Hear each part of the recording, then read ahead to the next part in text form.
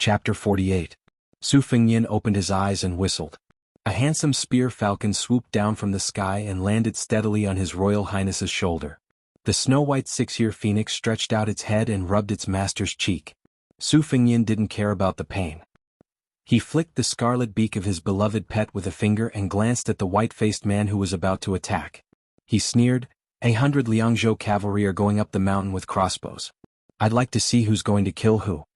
The freckled woman who pretended to be a rich man was still not afraid. She angrily said, "How dare you?" Su Fengnian laughed wildly, "In Beiliang there's nothing I don't dare to do." The Dongyue machete man frowned. The secret report did say that there were 100 Beiliang cardinal crossbows stationed at the foot of Mount Wudong. The crossbows made by Beiliang were much more powerful than ordinary crossbows. Many of the West Chu great halberd soldiers were killed by these weapons on the battlefield. A few dozen crossbows were insignificant in a battle, but if more than 800 of them were gathered together, it was enough to intimidate people. Su Fengnian tapped his nose and said lecherously, "Hey little sparrow, come to my big bed and have a good fight. Let's fight for 300 rounds. It's best if it's a baby sparrow. I'm good at all kinds of martial arts. I'll definitely let the sparrow go up the mountain happily, but it's too weak to go down." The woman who called herself I gritted her teeth. But this time, before she could kick and curse, the man who looked like a man from the netherworld leaped and was only 5 steps away from Su Fengnian. With a gust of cold wind, he said with a piercing voice, "You're not human." At that moment, Su Fengnian remembered the cold wind of walking on a snowy night. Old Huang's thin body was in front, but the wind was still blowing in all directions. The chill was bone-chilling. Wang Zhongluo stood between His Royal Highness and the beardless man. His Taoist robe swelled up like a ball. He took the hit head-on. The old Taoist leader's feet used his pair of dark-colored light boots as the center. A circle of soil splashed out, but the old Taoist's tall and sturdy body did not move at all, just like the Wudong Peak.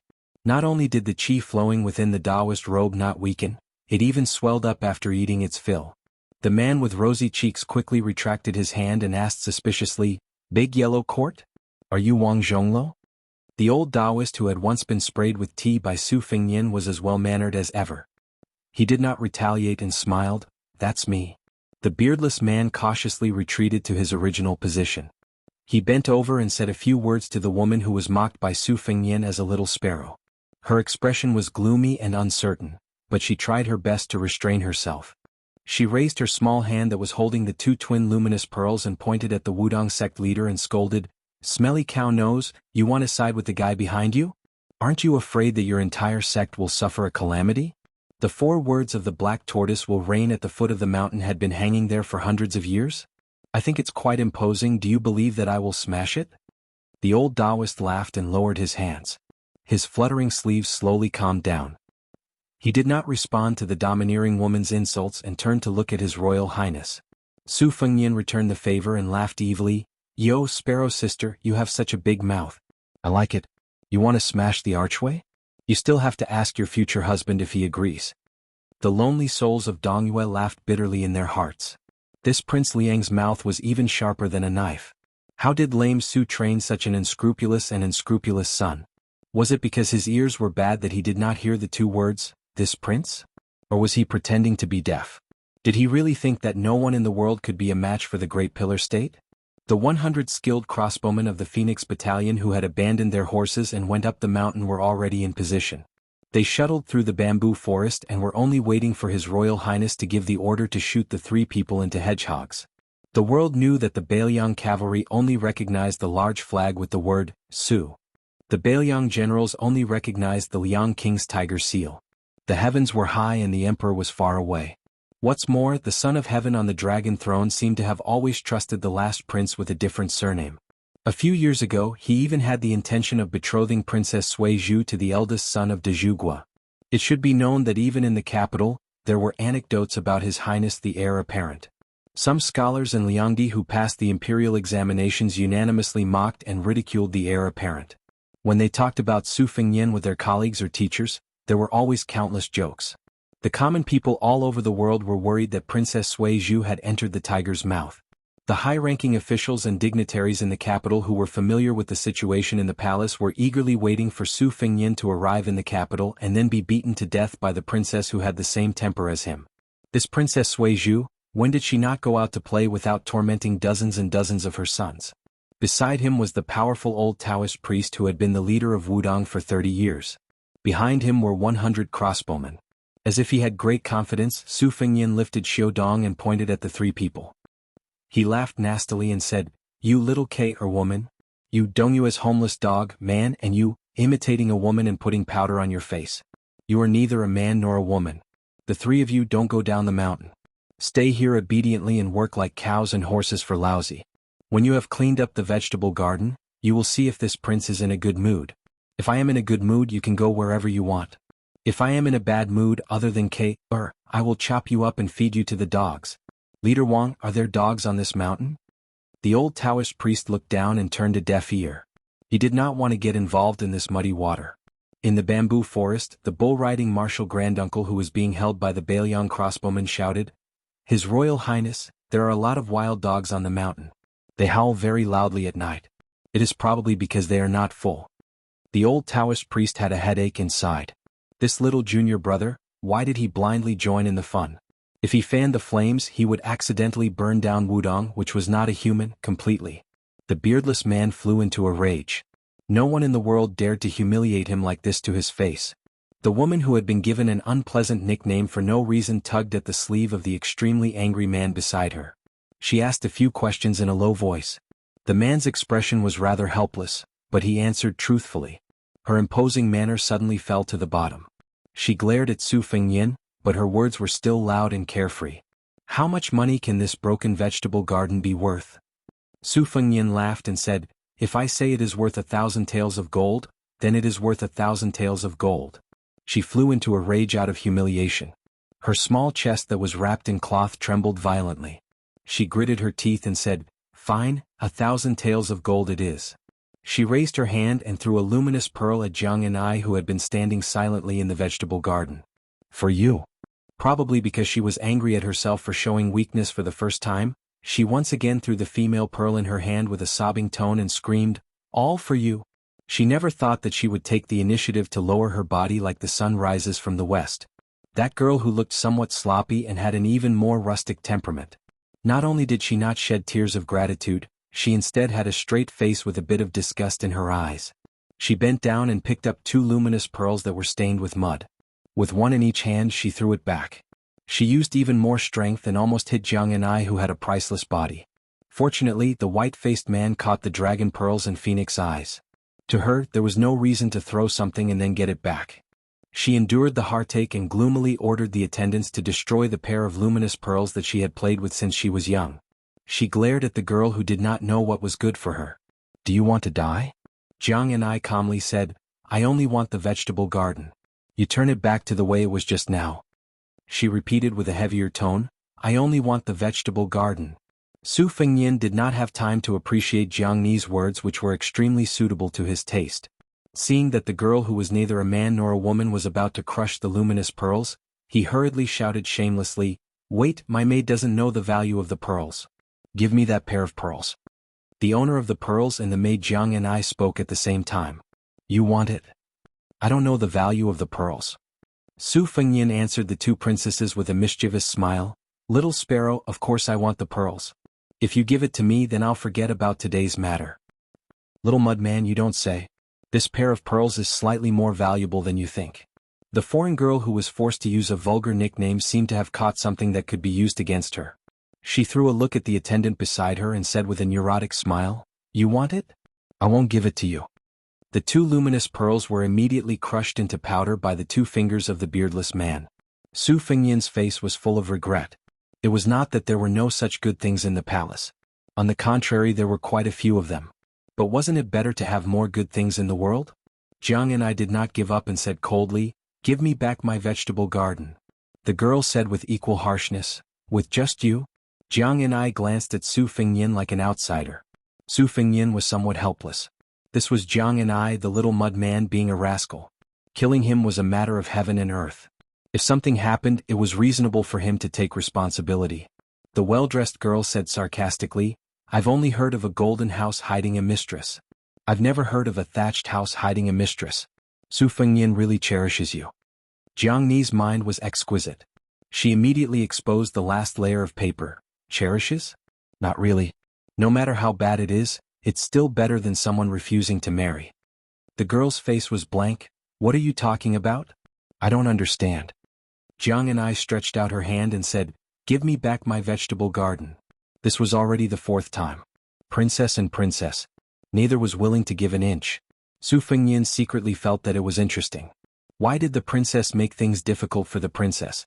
Chapter 49. Daily updates and the number of words that are not updated will be recorded in the top post of the book review section. This book says to work hard, it is definitely not empty words. The bull rider hid in the bamboo forest, biting a bamboo leaf in his mouth, squatting and watching the show. Speaking from the bottom of his heart, this young martial granduncle did not have any bad feelings towards His Royal Highness, especially after he went up the mountain to practice his blade. Every time he brought books to Wudong, there would be one or two good books that had nothing to do with martial arts. The scenery on the mountain was naturally good, otherwise it would not be called the Glazed World by the ancients. Among the 5 great mountains of the world, for 1,000 years before the previous dynasty, Wudong had always been known as the Tai Mountain. The buildings on the mountain were connected to the heavens and connected to the earth. However, after looking at this scenery for more than 20 years, Hong Xixiang did not get tired of looking at it. He also always hoped to see some new people and new things. His Royal Highness said that this was called liking the new and not getting tired of the old. It was a good thing. The young martial granduncle was sincerely happy to see the old people and old things on the mountain. Not to mention that eldest senior brother was like a loving father. Senior brother Qin had read all the scriptures on the jade pillar, it was just that he was a little strict.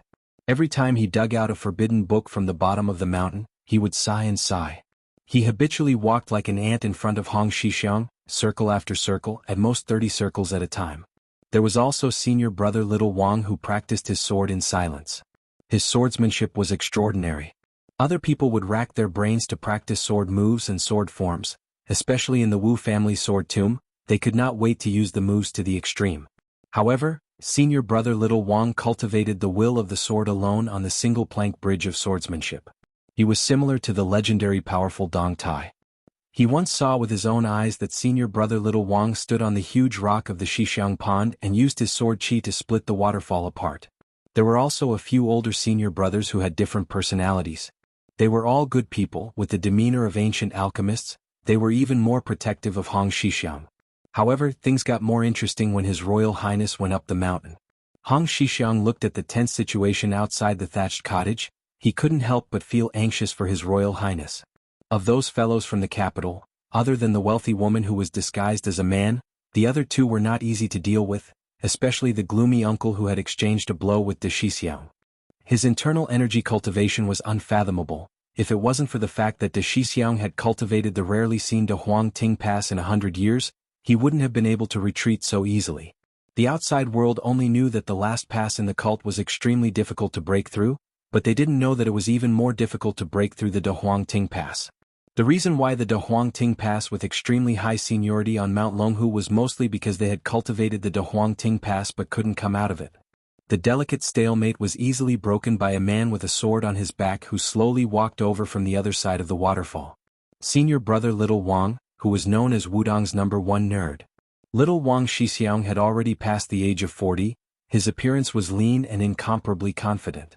On his back was a slender peachwood sword the color of purple copper. Named Shin Tuesday, legend has it that the ancient immortals had once used this sword to kill a 1,000-year-old fox spirit that brought calamity to the country and people. The immortal energy and demonic energy coexisted on the sword. Only people with great willpower would be able to wield it. The old Taoist Wang Zhonglo said warmly, "It's not good to fight on the mountain. Why don't we all go to the Xiang Palace not far away and eat some vegetarian food?"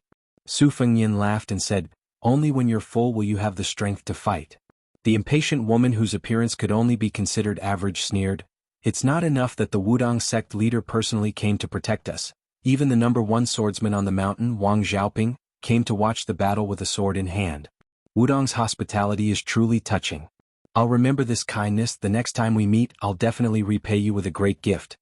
Su Fengyan smiled heartlessly, "Listening to your words, little sparrow doesn't intend to tangle endlessly with your future husband. Then I'll let these 100 crossbow-wielding soldiers escort you down the mountain. When you reach the foot of the mountain, I'll call for 200 or 300 cavalry to escort you all the way out of the desert." She clenched her teeth and said, "Good, 3 times in a row. She was so angry that she laughed and said, "Good, good, good, I'll remember it all." Su Fengnian, you just wait. Su Fengnian was just about to say something when Jiang and I interrupted. It was still inappropriate and did not understand the ways of the world. Vegetable garden, compensate me. Su Fengnian angrily glared at Jiang and I. Jiang and I glared back at him. They stared at each other with murderous intent. But in the woman's eyes they were flirting. With a cold snort, she ruthlessly stepped on the dirty muddy ground, as if she wanted to trample Wudong Mountain to the ground. Then she led her 2 attendants and swaggered away. On the way down the mountain, she repeatedly yelled that she was tired and stopped to rest. Without caring about her status, she sat on the flagstone and massaged her calves.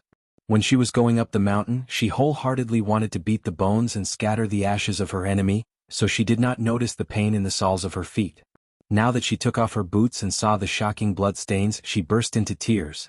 She wailed loudly, full of energy, mournfully echoing on Wudong Mountain. The 2 attendants behind her did not dare to look directly at her. Although their status was high, they felt like they were walking on thin ice when facing this master. When they heard her cry, they became even more nervous and did not even dare to console her. The woman, whose family background was the most noble in the world, cried for a while before gradually quieting down. She braced herself and put on the exquisitely made boots. Wiping away her tears, she muttered to herself, "Sundiao Temple, you can't beat Wang Zhongluo, and Zhang Huan can't beat Wang Xiaoping. Alas, if I had known, I would have brought more palace experts. Only the top eunuchs in the palace would be called Diao Temple or eunuch. There were only 8 or 9 of them in the dynasty. Seeing these eunuch leaders who were naked and did not have a beard, even the vassal kings who had a close personal relationship with His Majesty, or some influential ministers who held great power, would pinch their noses and take a detour. Those who had a good relationship with the eunuchs might even take the initiative to say a few polite words. In the establishment of the Liang dynasty, there were 13 stone tablets set up in a hall. It clearly stated that the eunuchs were not allowed to interfere in politics and were not allowed to go to the capital without permission. Since eunuch's son could leave the capital in plain clothes, the woman's identity was also revealed.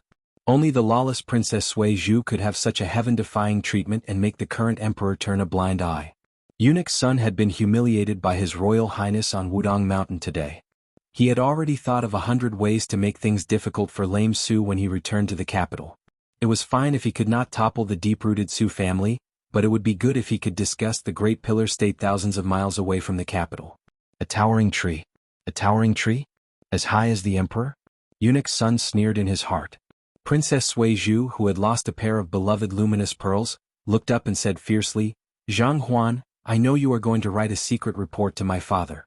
Just write that Su Fengnian has been hiding his strength and biding his time these years. His playboy behavior is all a disguise. This crown prince has monstrous ambitions. After meeting me in Liangdi, he treated me very warmly." The prince of the former dynasty of the fallen Dongyue was stunned. He did not know whether to agree or not. If he did not agree, he would not be able to get through this hurdle. If he agreed, he would be guilty of deceiving the emperor. The Dongyue royal family had already withered and there were only a few people left. Chapter 50. Sun Diao Temple solved the problem and said in a shrill voice, "Your Highness, the country's affairs are not to be trifled with. If we report the truth, His Majesty will definitely stand up for your Highness. If His Majesty mistakenly believes that Su Fengnian is really ambitious, won't he be more determined to become in-laws with lame Su?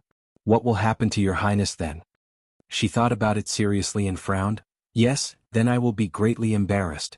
Living with such an idiot, won't I be ridiculed by the world?" Eunuch's son and Zhang Huan looked at each other tacitly and saw that the other was relieved. The two who did not see eye to eye with each other had a tacit understanding after this trip to Wudong. Princess Sui Zhu limped down the mountain and asked softly, "Sundiao Temple, what do you think of this Su Fengnian?" Eunuch's son sneered, "He is unscrupulous to the extreme. I used to think that the rumors in the capital were exaggerated, but after coming to Liangdi, which province and which county is not scolding him? Seeing him with my own eyes today, it is even more so." Princess Sui Zhu's thoughts were complicated. She lowered her voice and said, "Zhang Huan, is he good at using knives? He even made you use your knives." The old royal family of Dongyue laughed. "If we really want to kill him, 10 moves with a batang knife is enough." The princess made an "oh" sound and scolded Su idiot, but did not say anything else. Behind them, 100 Bailiang soldiers were watching them from afar. On the mountain, the old Taoist priest left with his junior apprentice brother Wang Xiaoping. Before leaving he gave Su Fengyan a bottle of elixirs. Hong Shixiang went to lead the green ox. Only Su Fengyan was left standing at the edge of the messy vegetable garden, looking at Jiang and I, who was in a daze. His Royal Highness laughed, "If she doesn't want to compensate, I will compensate you." Jiang and I squatted on the ground and gently lifted a seedling without saying anything. Su Fengyan followed and squatted down. He wanted to help but was pushed away by Jiang and I and fell on his butt. She suspiciously raised her head and saw that even though Su Fengyan was covering his mouth, his fingers were still bleeding. He didn't seem to want Jiang and I to see such a miserable scene. He suddenly stood up and left the garden. Su Fengyan, whose internal injuries were not light, swallowed a fragrant dark green pill in a small cave inside the waterfall, slowly recuperating his qi. In fact, he was not seriously injured when he fought with the Black Panther Party swordsman. It was only an external wound on his hand. This was not a problem for Su Fengyan. After all, he had been practicing the saber for half a year. It was just that, unsurprisingly, the head eunuch of the palace who made the move that was the most lethal. If Wang Zhongluo hadn't blocked most of it, Su Fengyan wouldn't have been able to crawl back, much less stagger his way here. After practicing the saber, Su Fengyan placed the most emphasis on breathing. Without a teacher, he circulated the qi and blood in his body through a few small Kunlun mountains. He felt slightly better. When he opened his eyes, he saw Hong Shixiang, who had brought some vegetarian food over. The young Grand Marshal uncle said softly, "You're a good person." Su Fengyan shook his head and laughed. "She's my servant. If I want to hit, scold and tease her, that's my law. What's wrong with other people bullying her? Slapping her, isn't that the same as slapping my face?" The bull-riding man sighed, "I don't understand these things." Su Fengyan mocked, "You only know sh*t. The man who brought the food over out of goodwill did not refute. Last time, His Royal Highness went up the mountain to beat him up. First, he didn't hit his face, and second, he didn't hit his bird." Hong Shixiang, who was content, was glad. He suddenly thought of something and asked carefully, "Is that girl really the Princess Sui Zhu that you rejected?" Su Fengyan laughed coldly, "You know all about it?" The young Grand Marshal uncle, who didn't look like a Taoist master, laughed foolishly. "I heard the little Taoist and the pilgrims talk about some things that happened at the foot of the mountain." Su Fengyan leaned against the wall, his slender fingers stroking the simple embroidered scabbard. He changed the topic and said calmly, "Back then the old emperor wanted to overturn the forbidden Jianghu by force. He wanted all the martial artists in the country to willingly kneel at the feet of the emperor and be obedient dogs. However, some of the vassal kings said that they were sick. Some of them said that it was inappropriate, and some of them said that it was righteous or because of benefits. The generals were also unwilling to be evil people. In the end, who was the one who carried the world's infamy? It was Su Shao. That damned cripple had just destroyed Western Shu. With the Su banner, he targeted all the martial artists in the world. Among them, there were many Beiliang soldiers, especially the family roots of some of the generals. At that time, the morale of the army was more chaotic than any other time. Before the Beiliang army even started the war, there were already 20,000 veteran soldiers who resigned and returned home. There were also countless fierce generals from Jianghu who resented Su Shao and transferred to other armies. Did Su Shao ever complain? Hong Shixiang didn't find it strange that His Royal Highness called his father Lame Su. He heard that His Royal Highness would even use a broom to hunt down the Great Pillar State. The young Grand Marshal uncle didn't understand the things that happened at the foot of the mountain, let alone this strange father and son. Su Fengyan calmly said, "Later on, the current emperor was dissatisfied with the Shangyin Academy. The academy said that Western Shu couldn't be destroyed because it would harm the dynasty's fortune. The academy also said that the royal family of Western Shu had to be treated well, otherwise it would disappoint the scholars of the world. What could His Majesty do? In the end, he still let Su Shao take the lead. In a spurt of energy, he destroyed Western Shu in just 2 months. As for the royal family of Western Shu, who had won the hearts of the people, even the old emperor was stabbed to death by Su Shao. Nearly 100 members of the royal family were hanged on the city wall. Almost everyone in Western Shu was wiped out. As a result, the emperor could sleep soundly.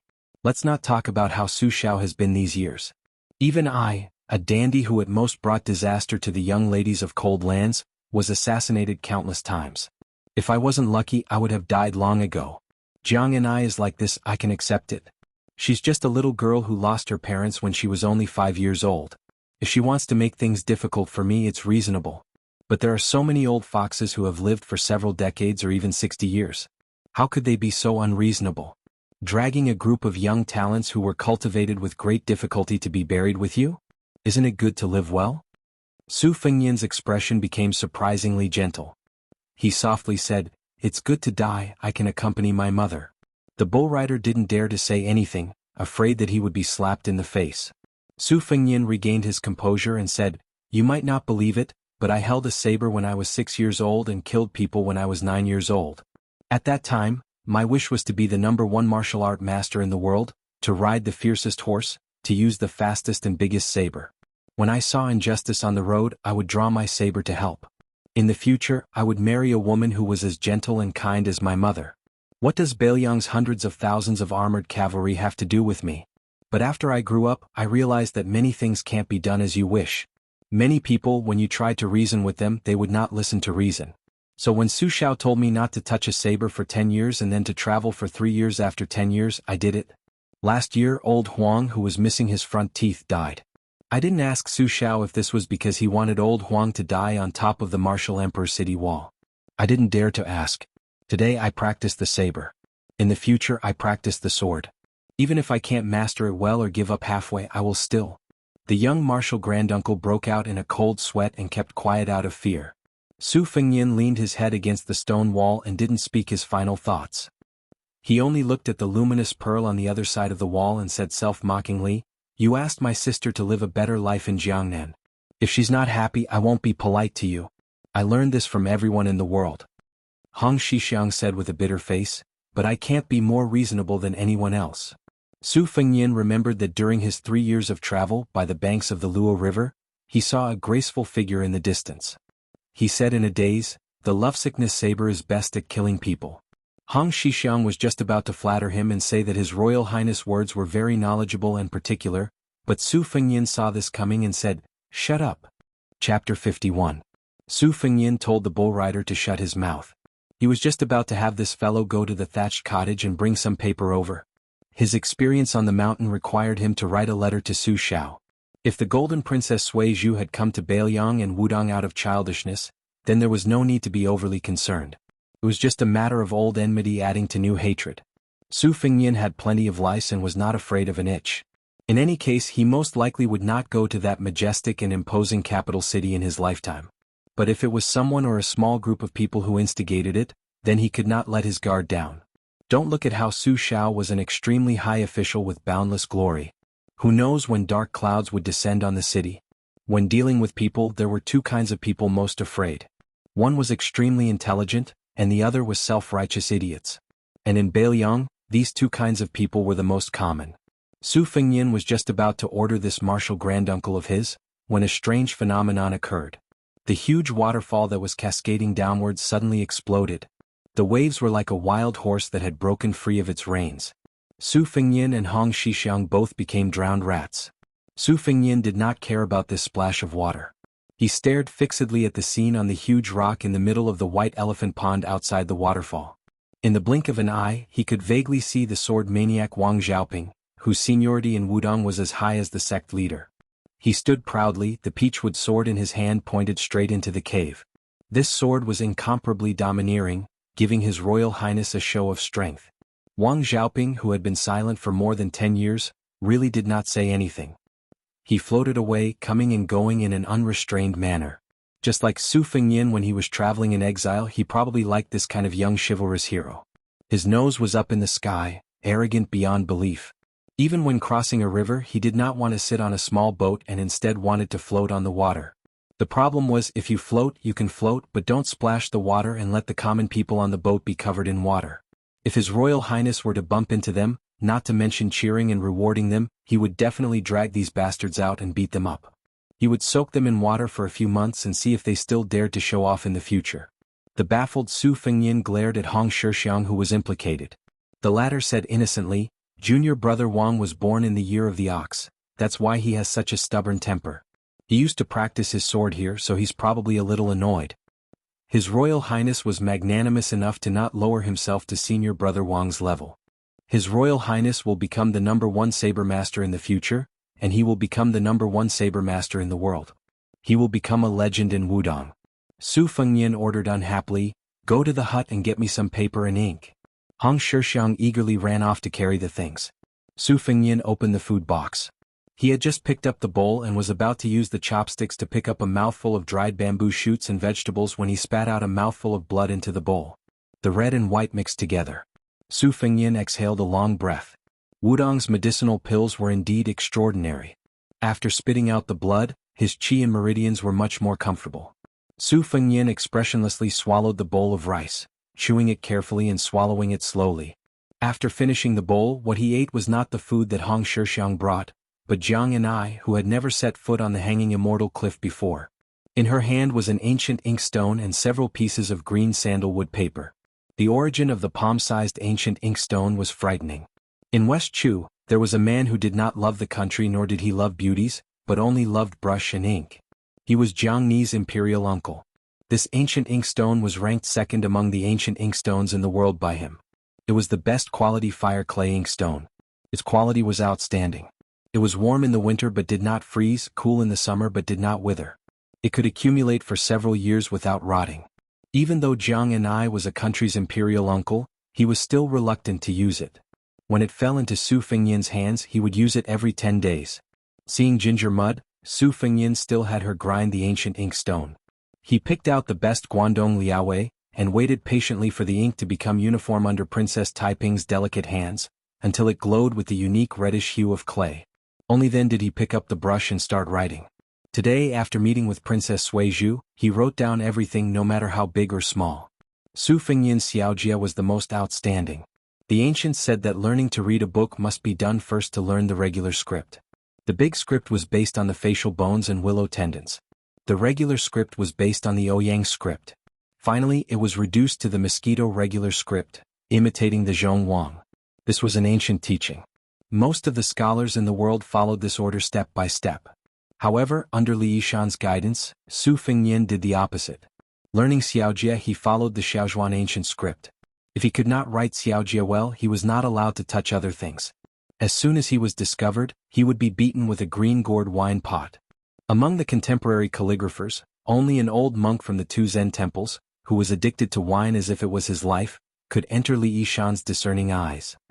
He was said to be, when this monk is drunk, there is only Vajra's glaring eyes, there is absolutely no bodhisattva's lowering eyebrows. Therefore his Royal Highness calligraphy carried a rare charm, full of murderous aura. Speaking of which, of Su Zhao's 2 daughters and 2 sons, only Su Fengnian's calligraphy was presentable.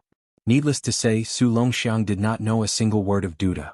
Su Jihu could be considered mediocre. Even the amazingly talented Su Weisheng was pitiful. His poetry and literature could be said to be the best in the world. Only this word, even Su Xiao could not be thick-skinned enough to say that it was good. Su Weisheng's letters back home to Beiliang were few and far between. Perhaps this was the reason. Su Fengnian blew dry the last few drops of ink and folded the letter. Who would deliver the letter became a problem. He did not want this secret letter to fall into the hands of a Wudong Taoist priest. But the people of Beiliang Palace next to him were the last of the imperial bloodline of West Chu. Not to mention the distance between him and the trusted direct line of descent, his thin and weak body was also not suitable to deliver a letter. It was hard to guarantee that there were no deranged death warriors or assassins waiting around Wudong endlessly. The Beiliang soldiers at the foot of the mountain were escorting Princess Suizhu and the other 3 people away. Could it be that he had to call several Wudong masters to make a trip there? Su Fengnian lamented. Fine, he used his final trump card. He went out and chopped a small section of green bamboo with embroidery and stuffed the letter into it.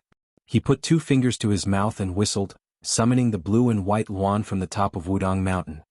He tied a piece of cloth to its claws and the 6-year-old phoenix flapped its wings and flew away, disappearing in an instant. Su Fengnian came to the edge of the white elephant pond and looked at the sparkling water in the pond. He also looked at the breathtaking huge rock that looked like a dragon's horn. Jiang and I, who had been standing behind Su Fengnian all this time, said firmly, "I want to go down the mountain." Su Fengnian frowned and said, "You don't even want to take care of the vegetable garden? Are you going to let that little garden be abandoned?" She repeated in an old-fashioned manner, "I want to go down the mountain."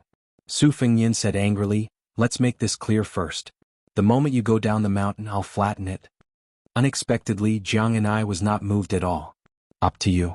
Su Fengnian was completely at his wits' end. His heart was moved. He laughed and said, If you want to go down the mountain, then go down the mountain. Your feet are on your body. I can't tie you up. But before you go down the mountain, come with me to do something. In return, I'll give you the fire clay inkstone in your hand. How about it? Chapter 52. Without another word, Jianghu threw the inkstone in her hand into the white elephant pond. She didn't want this ancient inkstone to be ruined by the guy in front of her. The reason why she cared so much about it was that it had become a demon in her heart. Not only was it a relic of West Chu's former glory, but there was also a secret that she had hidden very deeply. In Beiliang Palace, there were only two people she dared to express her hatred for. Other than Su Fengnian, who was ranked first, there was also that Su Weisheng, who was flawless except for his handwriting and appearance. That year, when she tried to assassinate His Royal Highness in bed, she failed. Su Fengnian only gave her a slap on the face and said a few harsh words, but Su Weisheng came back from Shangyin Academy thousands of miles away and threw her into the well. The well water wasn't as high as a person, it couldn't drown anyone, but it was dark without daylight. Moreover, the most vicious woman in the world added frost on top of frost and covered her with a slate, making her stay at the bottom of the well for 3 days and 3 nights. After she came out of the well, she accidentally learned that Su Weisheng's calligraphy was terrible. Jianghu began to practice hard on her own. She didn't have a brush or an inkstone, it was fine. She used a branch as a brush, rainwater, snow, and all kinds of water without roots could be used as ink. Her memory of copying before she was 5 years old had long been blurred. Later on, Jianghu only cared about venting her emotions. She could write numbers with one stroke. Often, the writing on the ground was strange and abnormal, contrary to the current calligraphy style. Su Fengnian looked at the sky and said, "I'll call you at night." Jianghu didn't ask anything. She went to the hut and squatted down to look at the vegetable garden for the last time. It could be seen that although she was stubborn, she was still reluctant to leave. Su Fengnian shouted, "The one who rides the bull, get out here." The young Shirshu really came out.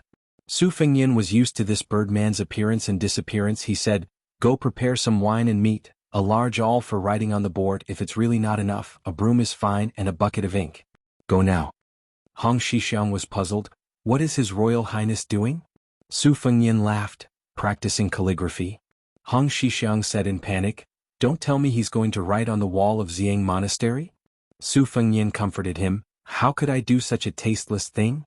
Hong Xixiang said uncertainly, "Really?" Su Fengnian gave him the word, scram. Apart from praying for his own good fortune, Hong Xixiang also prayed for Purple Sun Temple. This His Royal Highness better not cause any trouble. Which of the 100 or so Taoist priests of Xiang Monastery wasn't living in fear these days? It was said that the Taoist priest couldn't sleep well every night. Every day he would go to the eldest senior brother's place to complain, pleading for the devil incarnate who was stirring up trouble at some unknown time to be invited to another place. Su Fengnian waited for an hour. When Hong Xixiang brought the things over, he returned to the waterfall to rest. The bull rider brought a pot of fragrant rice wine, 2 pounds of cooked beef, a giant all half the height of a person, and a barrel of ink. It was very complete. Su Fengnian really didn't know what this bull rider was doing every day. If he wasn't running errands and delivering food, he would be sitting by the waterside in a daze. If not, he would be herding cows and riding cows. How did he cultivate the way of heaven? If cultivating the way of heaven was so comfortable and easy, Su Fengnian would want to go and cultivate it. The 15th day of the month was a full moon. With such a large silver plate hanging in the sky, there was no need to carry a lantern when walking at night. Su Fengnian originally wanted to use a night pearl to illuminate the way, but there was no need for that. He called Jianghu, who had been staying in the vegetable garden like a clay figurine, and walked towards the peak of the mountain. Xiang Monastery had avoided a calamity, but the pitiful Taishu Temple, the first of Wudong's 36 palaces, was about to suffer. The night is like a worm, the mountain is like a crouching cow. The bright moon is like a cocoon, it wraps me in Jianghu. Su Fengnian's poetic spirit was greatly aroused. He improvised a lame 5-character poem with an uneven rhythm and was immensely proud of himself. This poem is superb. Little clay figurine, what do you think of the moaning poems of the scholars of Liangzhou? Almost all of the heavy objects were carried by her. Jianghu, who was on her back, didn't even have the time to change her expression. Su Fengnian brought Jianghu up the steps, heading straight for the Taishu Temple at the peak of Big Lotus Peak. There was a white jade plaza, the most suitable place to write and paint. Which scholar would dare to use a large awl to write the characters fighting in front of Wudong's Taishu Temple? Only His Royal Highness. This was a true hedonist. In an evil village, he only knew how to bully men and tyrannize women, climbing walls and looking at red apricots. He was too petty. Arriving in front of the Taishu temple, the mountain breeze brushed against his face, cooling his body. Su Fengnian had Jiang and I place the things on the steps. He tore off a piece of beef and sat down thinking about how to write. Regular script, running script, or the cursive script that he secretly practiced. Should it be the Fudu Temple monolith, Huangzhou cold food calligraphy, or urgent calligraphy? Compared to regular script, Su Fengnian was actually more fond of cursive script, unrestrained and unrestrained. However, Li Yishan said that his skill was not enough and that he was far from the level where success would follow naturally. He did not allow His Royal Highness to touch it, which was a regrettable matter. The roof of the Taishu Temple's main hall was paved with peacock blue glazed tiles. The 3 ridges hung down from the roof, with yellow and green as the main hall's decorative carvings. The large eaves were flying upwards, the world-famous Daijing corner eaves. Su Fengnian got up and picked up the large awl and dipped it into the water bucket. He shook it a bit but still couldn't think of what to write. When it was time to write, he regretted not having enough books, but when it was time to write, he regretted being lazy. The ancients did not deceive him. Su Fengnian held the large brush and sighed again and again. In the end, he decided to drink a few mouthfuls of wine. Perhaps he could write something good with the wine. When he turned around, he was stunned. Jiang and I had already raised her head and gulped down a large mouthful of wine. She, who had never drunk wine before, immediately flushed red, just like the peach blossoms in the West Chu Palace. It was rumored that the West Chu Emperor doted on Princess Taiping to the extreme. The little princess asked the peach blossoms in the courtyard how heavy they were. Su Fengnian sighed quietly and dipped the large brush into the ink bucket. Today he wanted to see her calligraphy. Although the present world's cursive script was far from Li Chao, it was still what his master Li Yishan called Zhang Chao. It was far from Li Yishan's realm of removing all rules, writing until the end is illiterate.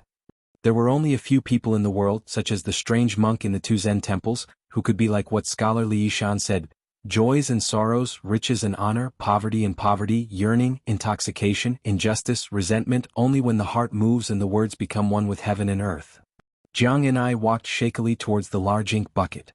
After holding it with both hands, she walked to the center of the square and began to write. At that time, Su Fengnian knew that when she smiled, the scenery was moving. When she was sad and wanted to cry but did not cry, it was even more moving. The brush in her arms moved like a dragon. It was as if there was a ghost at the tip of the brush. The large brush had 245 characters. One stroke often had 5 or 6 characters. It started with West Shuiwei mountains and rivers die. East Yu mountains and rivers die. At the head of the river the people suffer. At the end of the river the people suffer. It ended with Jiang and I swears to kill Su Fengnian. She held the large brush and sat near the character Nian. Her body was covered in ink. She was lost in thought and tears streamed down her face. Su Fengnian sat on the highest step and muttered to himself, "What a good great gung horn swearing to kill under the moon." Chapter 53. That night, Jiang and I, who was no longer West Chu's Princess Taiping, went down the mountain alone. Su Fengnian did not fly into a rage out of humiliation and destroy her rebellious cursive script. He just lay on the stone steps, drank half a pot of rice wine, ate all the beef, and waited for the east to turn white before leaving Taishu Temple. That day, Su Fengnian was still diligently practicing his blade. A clumsy bird always flies backward, always suffering a little. After dawn, the little boy sweeping the floor saw the scribbled words on the square and was shocked. He thought that an immortal had descended to the mortal world to write a heavenly book. He threw away his broom and ran back to the hall to call for his master. After his master read it, he called for his master again. Finally, the 6 most senior martial grandmasters of Wudong were all gathered. The only person in the world to have completed the Great Yellow Court Pass in the last 60 years was the sect leader Wang Zhongluo. Qin Yao, who was in charge of Wudong's moral precepts, was inflexible but not inflexible. He was over 90 years old, but his body was still healthy. He loved to walk in circles and reprimand the most talented disciple on the mountain. Before he finished scolding, he would begin to feel sorry for him. Song Jiming, who had lived for 2 centuries and was a full 140 years old, appeared to be the lowest in seniority. He had already come out of the last prison pass 7 or 8 times. If he wasn't the first in the world, then he would be the second.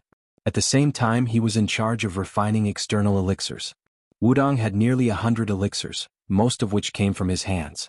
Yu Xingrui, who had just returned from his travels in the Eastern Sea, was dressed sloppily. His inner strength was vigorous, second only to Wang Zhongluo. He had just reached 60 years old and had taken in a disciple with an exceptionally good constitution. The child was not even 20 years old. Wudong's seniority often had nothing to do with age. The sword maniac Wang Xiaoping, who was even more mute than a mute, was like an ancient well without ripples. It was as if he had no other concerns in his life besides the sword. In addition, the last person on Wudong Mountain was probably the one who did not do proper work and only pursued the illusory heavenly Tao Hong Shixiang. Good writing. Qin Yao praised from the bottom of his heart. Excellent. Yu Xingrui nodded in agreement. Good writing is good. Apart from the 7 words at the end, this De Xiong is filled with grief and indignation, yet unyielding. This is the first time I have seen something like this. Song Jiming, who was twice the age of an average person, sighed heavily. He bent his waist and stood at the beginning of the book, studying it carefully. Twirling his vine-like white eyebrows with one hand, he exclaimed in surprise, "Come to think of it, it seems that the seemingly redundant 7 words at the end are the finishing touches. What a great oath of death. Good calligraphy. Compared to the current cursive script, it's even more boundless and unrestrained. The dragon leaps over the heavenly gate and the tiger crouches on the mountain. What's more, it's a good piece of writing. It's hard to imagine that it came from a girl who's not even 20 years old." Wang Zhongluo's words sealed the coffin. Shu. Be softer, Junior Granduncle said nervously. What's there to be afraid of? His Royal Highness is practicing his swordsmanship down there, Wang Zhongluo teased. In any case, I'll be the only unlucky one when the time comes. Hong Shixiang muttered. It's easy to get along with young people. We're all old, Wang Zhongluo said with a smile. Eldest senior brother, just because I'm young, you're pushing me into the fire pit? Hong Shixiang said with grief and indignation. Junior brother, you have to understand that if I don't enter hell, who will? The heavenly Tao is nothing more than this. Wang Zhongluo laughed. In front of his junior brothers, how could he have the demeanor of a transcendent Taoist immortal? Bullshit. That's Buddhist language. Hong Shixiang shouted. 10,000 streams flow from the east into the sea. The words are different but the logic is the same. Yu Xingrui laughed, adding insult to injury. Did you hear that? Your senior brother Yu's words are reasonable. Wang Zhongluo patted his junior brother's shoulder, then exchanged a smile with Yu Xingrui. They were all old and had no hope of immortalization. The greatest joy they had was to tease their junior brother a little. Who knew when they would be lying in a coffin, so they would say as many words as they could. Wang Zhongluo said, Junior brother, your calligraphy is the best here. Take advantage of the clear weather and copy it. Place it on the top floor of the sutra depository and store it carefully. Hong Shixiang rolled his eyes. If I don't write it, if His Royal Highness finds out, I'll lose a layer of skin. Wang Zhongluo laughed. At most, you won't copy the last 7 words. What's there to be afraid of? Hong Shixiang muttered. In any case, the one who gets beaten up won't be eldest senior brother. Wang Xiaoping, who had not spoken for 16 years, stood still for a long time. Finally he said hoarsely, there's sword intent in the words. The 4 older senior brothers looked at each other, then they all smiled knowingly. Hong Shixiang, who had not heard his 6th senior brother speak ever since he came up the mountain, said in despair, I'll write it. 3 days later, thunder boomed loudly. Su Fengyin came to the Great Void Temple again with an oil paper umbrella. After the rain, there was only darkness on the ground. The rain gradually became heavier. The raindrops poured down on the umbrella and made a pitter-patter sound. He saw a thin figure carrying a peachwood sword come to the square and stand in the other corner. Su Fengyin did not know if the white-haired old man had left Bailiang Palace or not. Otherwise he could have called him over to fight with this sword maniac. After the life-or-death battle with the Dongyue swordsman, it was different to watch experts fight. It was no longer just a show. Dispelling this tempting idea, Su Fengyin turned and went down the mountain. Outside the thatched cottage, Wudong Garden's first-class maid, Blue Bird, stood in the thunderstorm. She held an oil paper umbrella with a blue luan painted on it, quietly waiting for His Royal Highness. Blue Bird brought with her a letter that de Zhuge had personally handed to her. Su Fengyin walked into the room that was filled with secret manuals and almost had no place to stand. The bed, table, and chairs had already been piled up. There was only a clean space in the corner. Unsurprisingly, that was where Jiang and I slept. Su Fengyin sat on a pile of books. He tore a few pages from the tiger cage saber, to wipe his face, and then tore a few pages to wipe the rain off his hands. Only then did he open the letter. In the letter, Su Xiao wrote that he had already sent people to the capital to gather information. He did not hide anything. He had begun to prepare to invite a bodhisattva to suppress eunuch Sunday. In 2 years he would make eunuch Sun lose his power. What really stunned Su Fengnian was that Su Xiao had finally uncovered the mystery. Why did he want him to come to Wudong? He wanted Wang Zhongluo to transfer his mystic understanding cultivation to him. This was a shady business that defied the heavens. Was he not afraid of being struck by lightning? Su Fengnian destroyed the secret letter. His heart was in turmoil.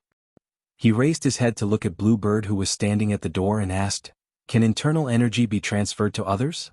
If so, as long as one passes on one's internal energy before death, won't the experts of the sects and large sects become stronger with each generation?" Blue Bird said calmly, "The effects of a pill or a bowl of rice vary from person to person. The amount of internal energy transferred is at most half. There was once a devil in Jianghu. His internal energy was profound. He liked to forcefully transfer internal energy to others. He saw with his own eyes how those people's bodies could not bear the burden. In the end, their limbs exploded and they died. Only a complete head was left." Su Fengnian was dumbfounded. "There's such a madman who harms others without benefiting himself?" Blue Bird nodded. Su Fengnian asked, "Do you think this is Su Zhao's idea or my master's?" Blue Bird replied honestly, "I don't dare to say." Su Fengnian said helplessly, "Then it must be Su Xiao." Chapter 54. Blue Bird looked around and unexpectedly smiled. Su Fengnian said softly, "Wait for the rain to lessen before you go down the mountain." Blue Bird made a sound of agreement. Blue Bird still had to go down the mountain in the end. Su Fengnian accompanied her to the Black Tortoise Dongxing Memorial Arch before turning around. Returning to the thatched cottage, Su Fengnian looked at the muddy vegetable garden and chuckled. "If you hate me, why do you have to write it down? If second sister finds out, won't you be looking for a beating again? Girl, you don't remember a good beating." Following that, His Royal Highness continued to immerse himself in practicing his blade. However, he began to boldly go to the purple bamboo forest on Big Lotus Peak to look for trouble. It must be known that that was the forbidden area of the founder, Wang Xiaoping. Few of the same generation as this sword maniac on Wudong Mountain dared to disturb him. Only the young martial granduncle would go there to graze or find some suitable slender purple bamboo to make a fishing rod. The first time Su Fengnian went to the purple bamboo forest, he was forced out by a sword strike that cut through dozens of purple bamboo trees.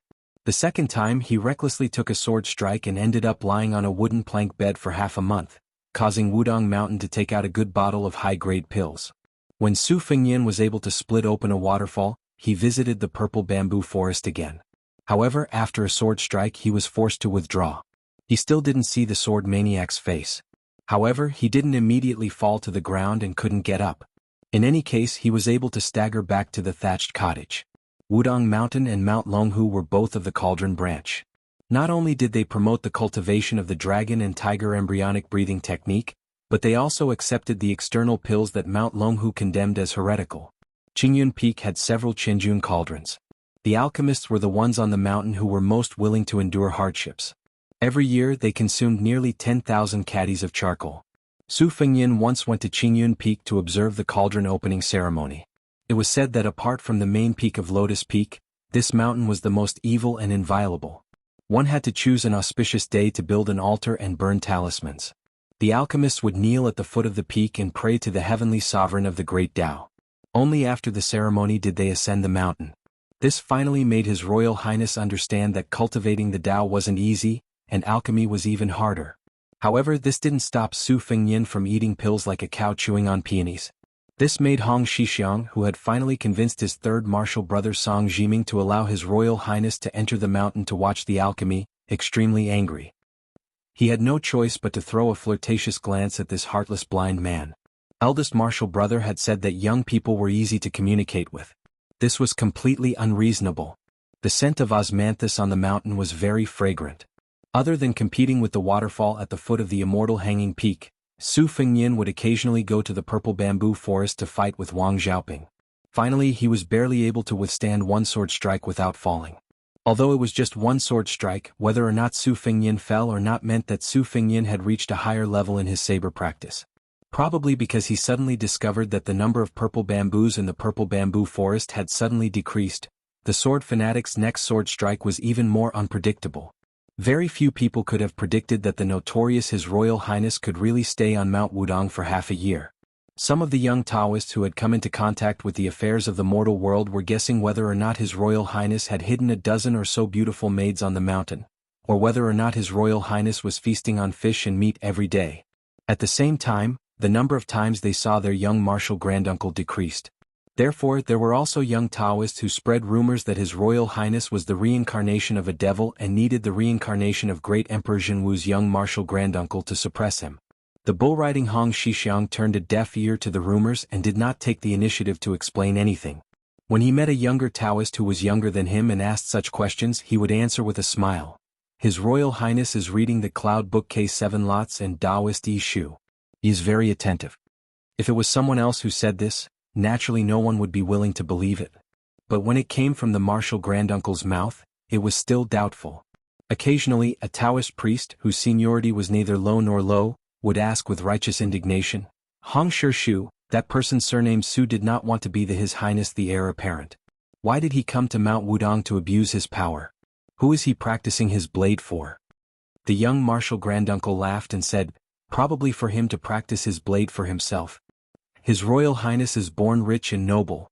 His hobbies will always be different from ordinary people. He is indeed a bit different. There would always be people who couldn't help but sneer. He must have secretly learned our Wudong's secret techniques and practiced his blade so that he can go down the mountain to commit evil. At this time, the young martial granduncle fell silent. Today he had released the green ox and walked alone through the mountain forest towards the hanging coffin. He saw a Wudong Mountain's unique autumn cicada fly past his eyes. Hong Xixiang didn't seem to speed up his pace, but after walking a few steps like a drunkard, he caught up with the autumn cicada and gently pinched it, blocking it just before it crashed into a spider web. The young martial granduncle lowered his head and bent his waist as he walked past the spider web. Only then did he release his 2 fingers and release the autumn cicada. Actually, after this cicada evolved from a larva to an adult, its lifespan was at most 3 months. But Hong Xixiang still saved it without any reason. He just did a small thing that couldn't be more natural.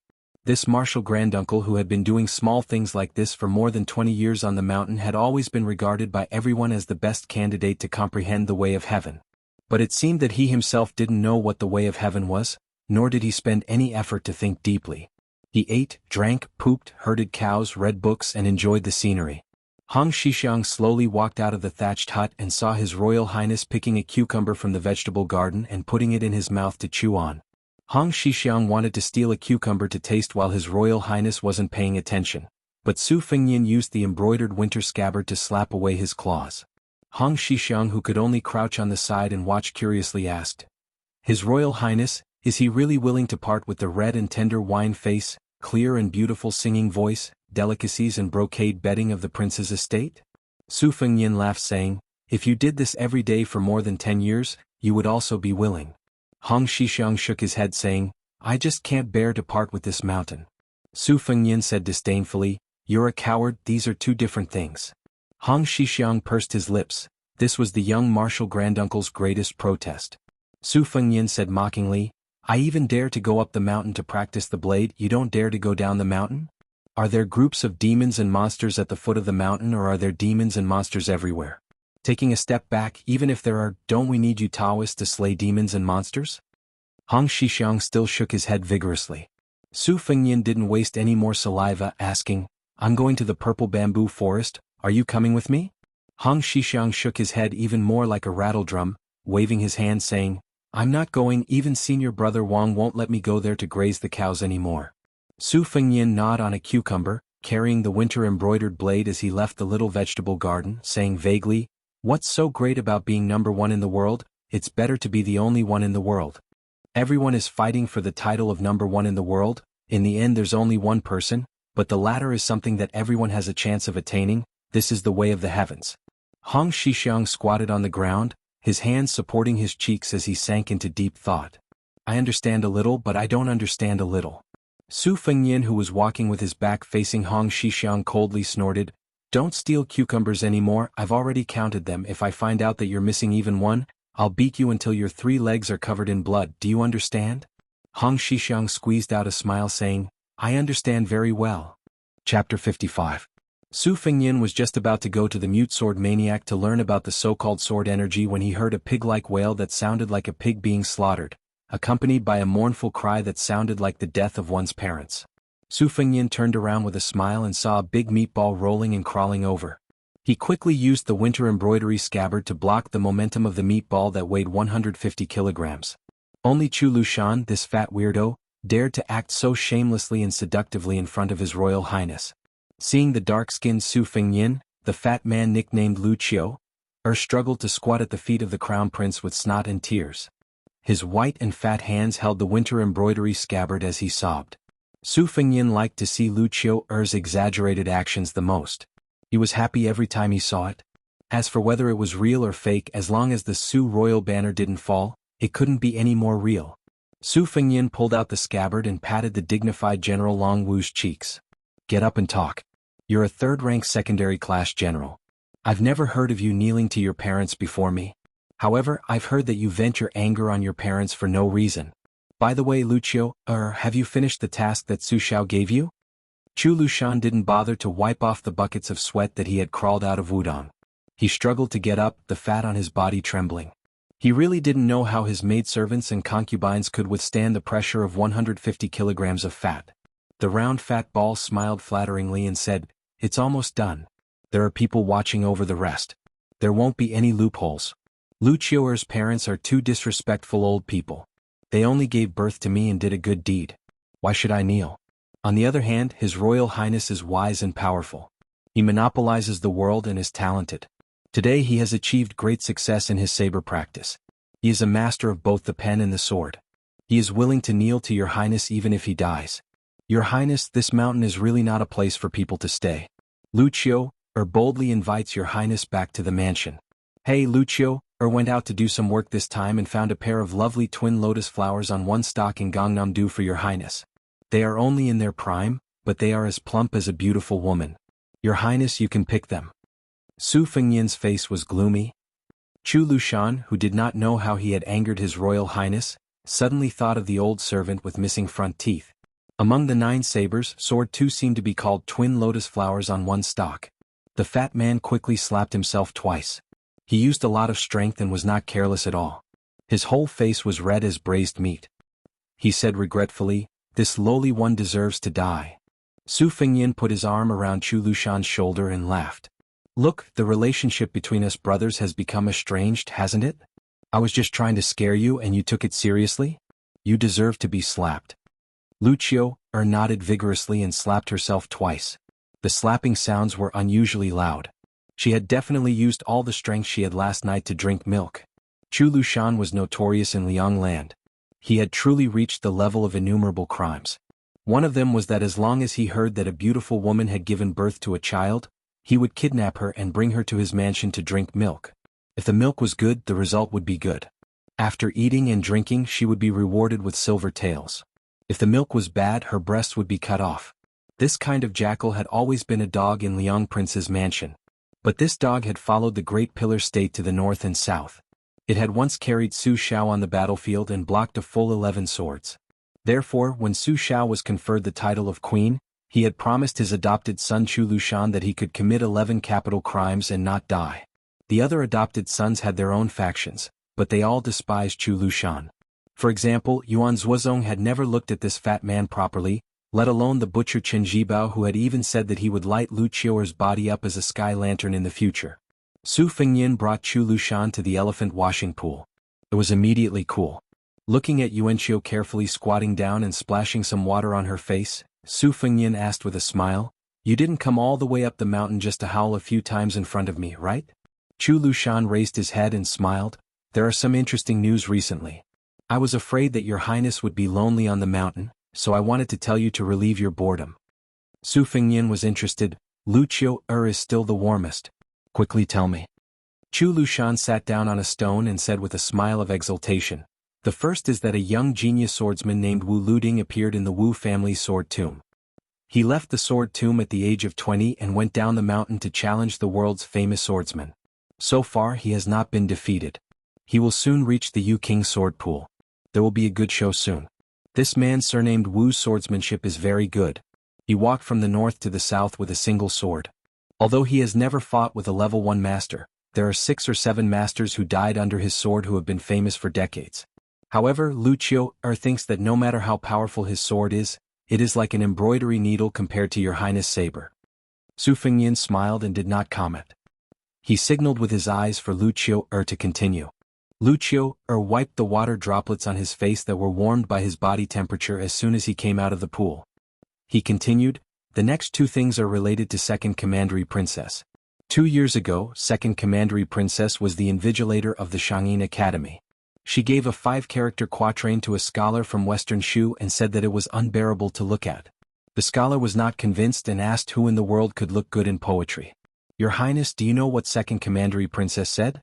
Second Commandery Princess's comments almost angered all the literary and famous scholars in the dynasty. She commented that Song Qimen's poetry was dispirited and full of lewdness in the boudoir and the feelings of visiting prostitutes. She commented that Grand Secretary Yuan Jiang, Shen Haitang, Zhang Jiao and the like were weak in technique and thought, fishing for fame. Overall, their talent was not high and their interest was not high. They were far from being called great poets. She commented that the great poet of Xianxia Academy, Yanjidao's short chapter, Shaoling, was pure music of nature and could not be seen through human effort. Even Second Commandery Princess's teacher, Su Huang, did not escape the disaster. It was commented that he was full of emotion and less of reality. For example, although the beauty from a poor family was extremely beautiful, she lacked the bearing of wealth and honor. In the end, the scholar who was arrogant because of his talent was dumbfounded and had no more arrogance. He could only quietly ask the first CI deity, Li Fuzhen, what should he do? Who would have thought that Second Commandery Princess still commented that the poem could only be read as unreadable, could not be called a poem and could not be sung. As for the rest of the people under Li Fuzhen, they could not even read it. Chu Lushan was panting as he spoke, but he was in high spirits. It was strange to say that Su Jihu, one of the 2 women of the Pillar State, hated Wuxia to the core and wished that he could beat her to death. On the contrary, Su Weisheng, who had an outstanding reputation, did not have much dislike for this fatty. As for his younger brother, Su Fengyan, who was hanging out with Chu Lushan, he had never asked about it. Su Fengyan laughed and said, "This is great. The scholars in the world will be mad and stomping their feet." Wuxia laughed and said, "Your Highness is wise. Once this comment was out of the academy, the world will be full of curses. On this trip, I will chop off the 10 fingers of a guy who dared to write an article accusing Second Commandery Princess of being arrogant and overconfident." Su Fengyan intentionally skipped this topic and asked, "The last one?" Chu Lushan's face was fierce. A young man came out of nowhere and ran to Xianxia Academy. He wanted to play chess with Second Commandery Princess, saying that he wanted to learn from the ancients and play 10 rounds of chess. Su Fengyan was surprised. My second sister agreed? Chu Lushan, whose eyebrows were full of murderous intent, sighed and said helplessly, "Second Commandery Princess agreed." They played 10 rounds in 10 days, 5 wins and 5 losses. Su Fengyan smiled and asked, "I guess it's still the 12 chessboards and not the 19 that my second sister created?" Chu Lushan nodded. Su Fengyan understood and said, "This means that no matter how good that person is at chess, he is not qualified to play with my sister on the 19 chessboards." Chu Lushan, who was in the shape of Mithreya, withdrew his murderous intent and immediately became complacent. Su Fengyan smiled and said, "After hearing your words, I remember one thing. My second sister doesn't like me to practice the knife. I have to go down the mountain and flatter her." Lucior's eyes narrowed into slits and she seemed to be very happy. Su Fengyan stood up and said, "I still have to practice the knife. When you go down the mountain, go to the vegetable garden and pick 2 cucumbers to try. Fatty like you can't live without meat. You can only live long if you eat vegetables occasionally." Chu Lushan hurriedly stood up, his face full of gratitude. Su Fengyan took off his clothes and placed the embroidered winter saber on the shore. He jumped into the deep pool like a fish. Chu Lushan picked 2 cucumbers, 1 in each hand, no more and no less. After walking for the time it takes to burn a stick of incense, he met up with the imperial bodyguards and slowly went down the mountain. He went up the mountain by the main road that led to the Black Tortoise Dongxing Memorial Arch. When he went down the mountain, he chose the southern divine path, where pilgrims went up the mountain to offer incense. The path was more than 20 miles long, with peaks like bamboo shoots and rivers like silk. Chu Lushan was silent and even ate the bottom of the cucumber into his stomach. The imperial bodyguard commander was a strong general who killed people like scything flax. He had a good relationship with the master and servant of this adopted son of the Great Pillar State. He half-jokingly said that the general was in such a good mood that he was even interested in cucumbers. Chu Lushan didn't say anything and slapped him. The force was heavy and extremely vicious, knocking out several of the general's teeth. The general swallowed the blood and teeth in his stomach and knelt on the ground, trembling in fear. Wuxia, who was laughing at His Royal Highness's teasing and even slapping, was expressionless. She walked on the mountain path and didn't even look at the terrified commander. She only looked back at the towering lotus peak and said softly, "I'm really not suited to be on the mountain." Chapter 56. Su Fengyan found a large handful of pebbles at the bottom of the lake, threw them on the ground, and then jumped into the deep, bone-chilling lake. He repeated this process repeatedly, and in half a day he had found more than 40 pebbles. He filtered out half of them and piled them in the cave behind the waterfall. After doing this strange thing, he took his saber and went to the bamboo forest. Although it was called the Purple Bamboo Forest, it was actually mixed with a lot of Phoebe bamboos and abacus bamboos. Tens of thousands of bamboos gathered together to form a sea of bamboos. When the wind blew, the bamboo billowed, full of vitality. Su Fengyan liked to come here to catch some bamboo chickens and zither-playing frogs to eat. There was no reason for him not to take advantage of the situation. He heard from the bull rider that when winter came, the winter bamboo shoots here were the most delicious. Su Fengyan did not know if he could survive until that day. Wudong's #1 idiot lived in a simple bamboo house in the depths of the sea of bamboos. When he practiced his sword, he liked to walk on the waves above the bamboo forest. The power of his sword was like a wave, truly irresistible. As soon as Su Fengyan entered the bamboo forest, he took out the embroidered winter, always on guard against that sword maniac Wang Xiaoping's inexplicable sword. But today, for some reason, even when Su Fengyan saw the bamboo house, Wang Xiaoping still had not made his move. Su Fengyan's clothes were already soaked through. No wonder His Royal Highness was walking on thin ice. That sword maniac was a real idiot. He did not care about Bailiang's 300,000-strong cavalry, did not care about the great pillar state Su Shao, and did not care about the 4-character memorial arch at the foot of Mount Wudong. In his heart there was only the sword. Therefore, every time he only made one move, Su Fengyan had to concentrate all his energy and be careful to deal with it. Wang Xiaoping slowly walked out of the bamboo house and sat on a bamboo chair. He did not carry the shinshu that was the treasure of the mountain.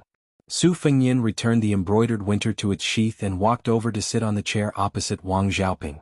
The sword maniac who did not carry a sword was just a handsome middle-aged uncle with a stiff expression and plain Taoist robe. Wang Xiaoping became a Wudong Taoist very late. It was rumored that before he came to the mountain, he was a rich man's playboy who did not seek an official career. He was infatuated with beauties and swords. After he was hurt, he regarded beauties as a tiger and wolf. In anger, he spent all his family's wealth and joined Wudong. Of Wudong's sword, which others could not understand in their lifetime. But, of Wudong's of Wudong. Of Wudong sword he. Of T sword of Wudong's. Wang's and of the T of. Su Fengyan sat there for a few hours.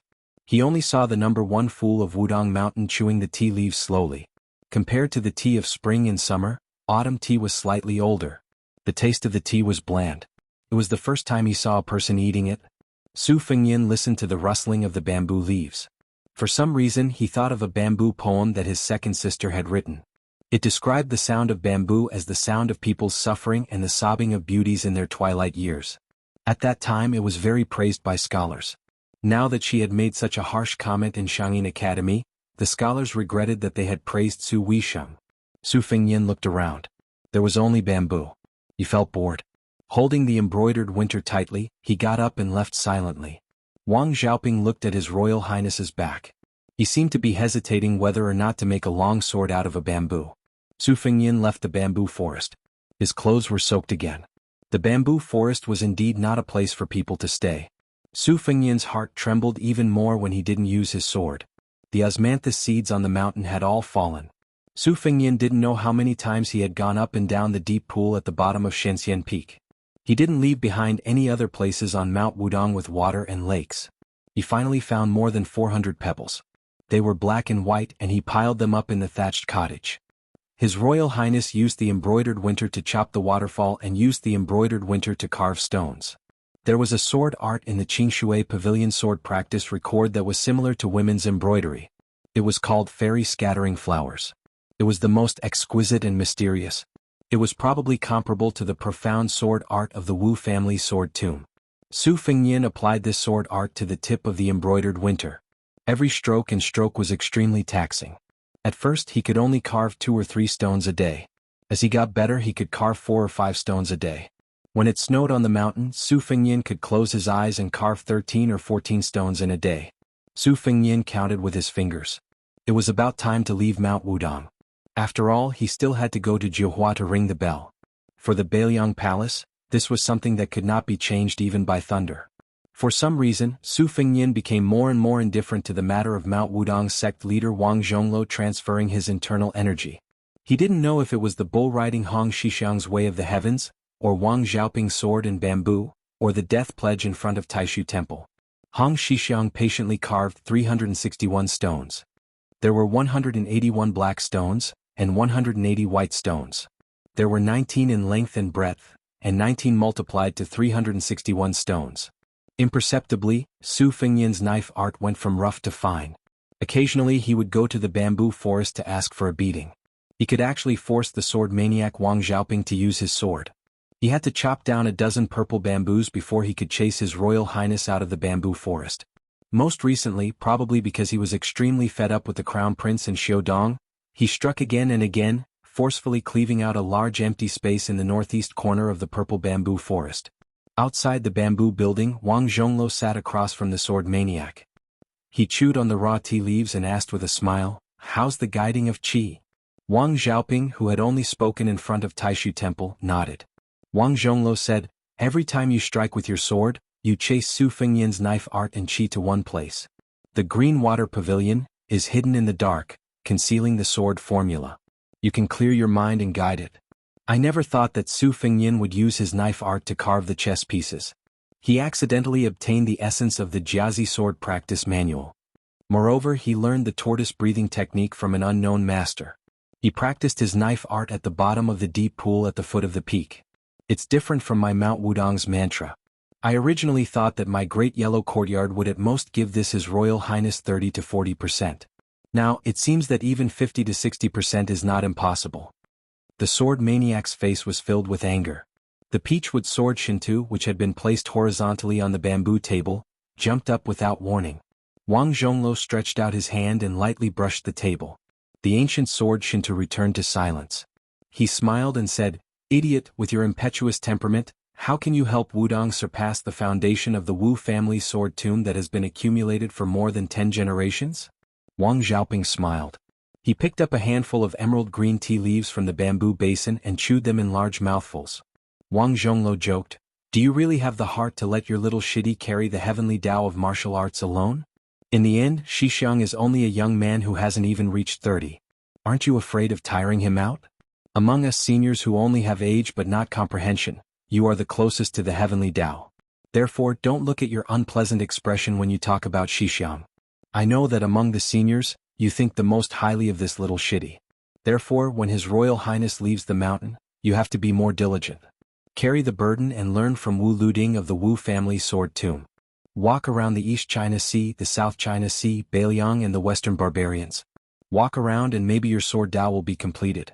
Sitting down and discussing the Tao is not a good way to put it." Wudong's #1 idiot nodded. His gaze was lonely as he looked at this senior apprentice brother who spoke so casually. Wang Zhongluo saw this gaze and laughed heartily. "It's just a small yellow court. Compared to Wudong's 1,000-year plan, what is it?" Sword maniac Wang Xiaoping shook his head. He probably wanted to say that this yellow court was not small. Wang Zhongluo ignored this and chuckled, "I had Xixiang secretly hide a few chess pieces. At this time, His Royal Highness probably couldn't find our little shitty. He can only bitterly go to the bottom of the pond to look for stones. I have to hurry." The sword maniac subconsciously reached out to grab the peachwood sword. The Wudong sect leader shook his head. He slowly got up and walked out of the purple bamboo forest. Wang Xiaoping sat in front of the bamboo building in a daze. He turned around and slashed down the bamboo building. Chapter 57. An expert would pay attention to qi, a dynasty would have its luck, and a sect would have its atmosphere.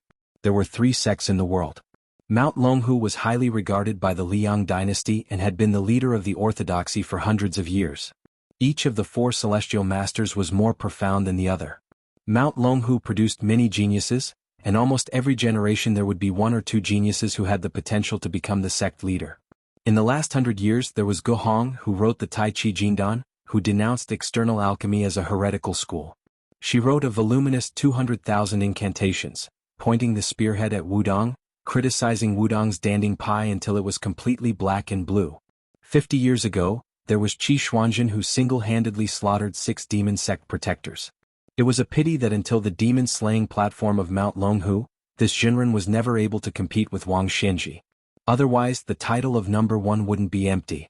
30 years ago, there was a celestial master protector who was proficient in internal alchemy. He forcibly extended the old emperor's lifespan by 15 years. It was rumored that this was a method of exchanging one's life for another. This celestial master, who once said in his prime that he would live for 60 years, passed away before reaching 70. However, he brought 100 years of glory to Mount Longhu. 10 years ago, there was a debate between Buddhism and Taoism that lasted 100 days. In the end, it was decided by an unknown Taoist from Mount Longhu. His eloquence was brilliant, and his teachings were exquisite. The 2 Zen temples who had victory in their grasp could only admit defeat. As for Wudong, it seemed that in the last 100 years, there wasn't anyone or anything worth mentioning. Where did the grand atmosphere come from? If Wang Zhongluo hadn't cultivated the Great Yellow Courtyard, this mountain would have been forgotten by the world except for the devout Bailiang pilgrims. There were still big and small lotus peaks, jade pillars, and the black tortoise. Today Hong Xixiang was concocting pills with the oldest senior on the mountain, Song Jiming. However, it wasn't the blue cloud peak with the largest pill furnace in the world, but rather the little lotus peak. The bronze furnace was only half the height of a person, and it didn't consume much charcoal, sulfur, or Dan stones. They didn't pick a good day, didn't build an altar or draw scrolls, and didn't set up any treasured swords or ancient mirrors to ward off evil spirits. From an outsider's point of view, it didn't look like they were concocting pills at all. But Song Jiming was extremely nervous, 100 times more so than when he was on the Blue Cloud Peak. He squatted on the ground and personally controlled the fire, not even noticing that his 2 strands of white eyebrows were drooping to the ground. At Song Jiming's age he had concocted countless pills, and many of them were sent to the hands of high officials and dignitaries through various channels, even to the imperial relatives in the capital. The Knowing Destiny pill was quite famous throughout the dynasty, but the old man knew that concocting pills was like cultivating the Tao. His comprehension was limited and he lacked the perfect harmony of yin and yang.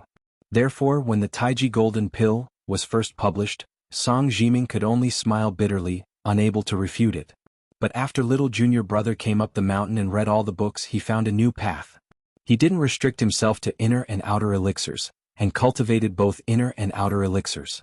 Therefore, in these years of concocting pills, it wasn't Song Jiming who taught Hong Xixiang how to subdue dragons and tigers, but senior brother who was willing to be the fire boy for little junior brother.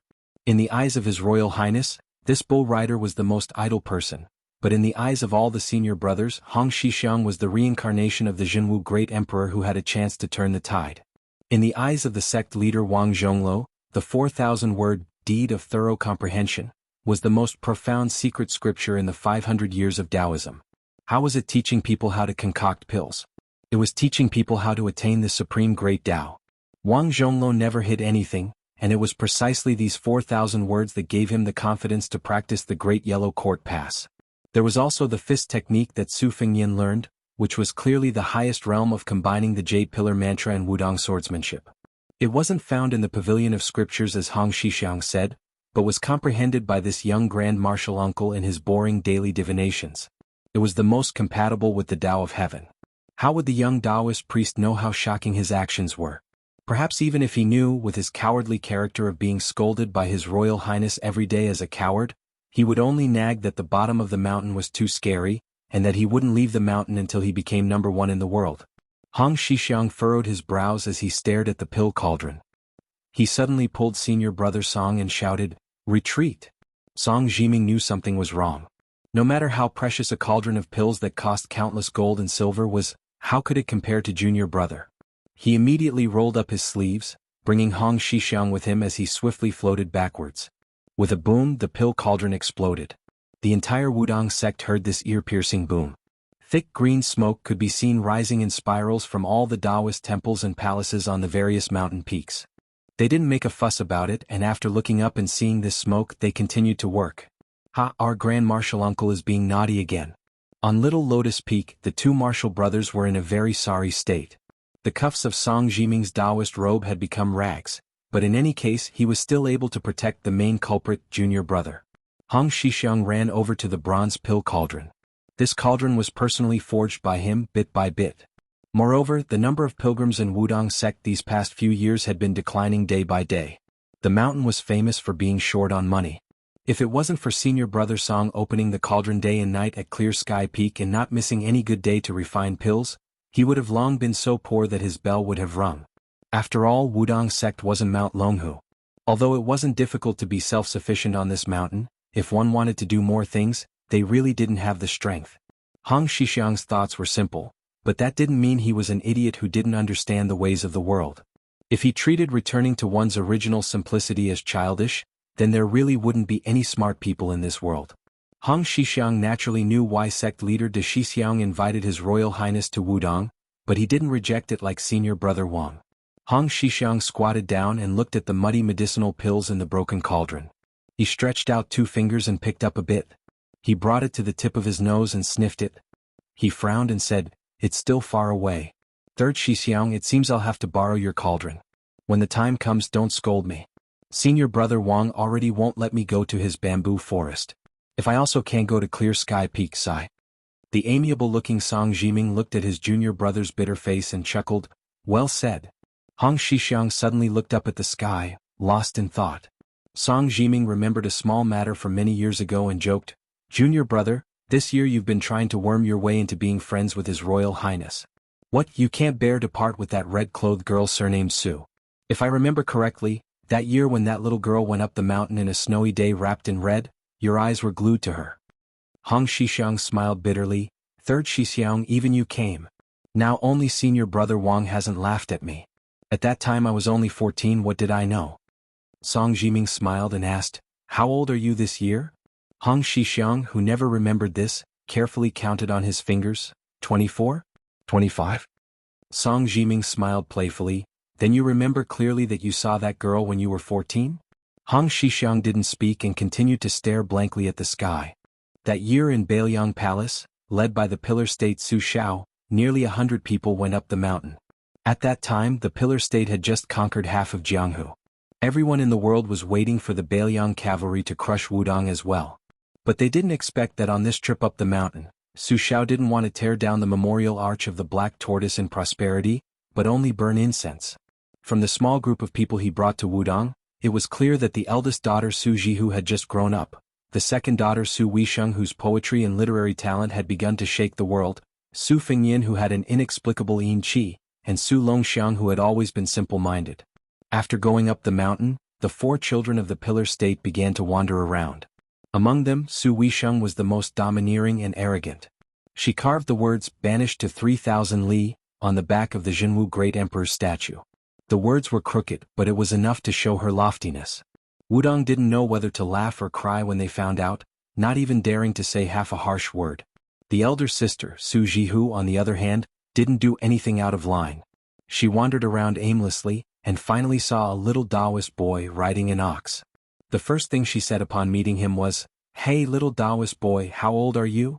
The little Taoist boy on the back of the green ox thought for a long time with a red face. By the time he was sure of his age, the exceptionally eye-catching red-clothed girl in the snow had already walked away impatiently. Only Hong Shixiang, who was already the youngest martial granduncle of Wudong at that time, was left behind. He muttered, 14. The second time they met, she was about to get married thousands of li away in Jiangnan. The red-crowned crane circled in the sky.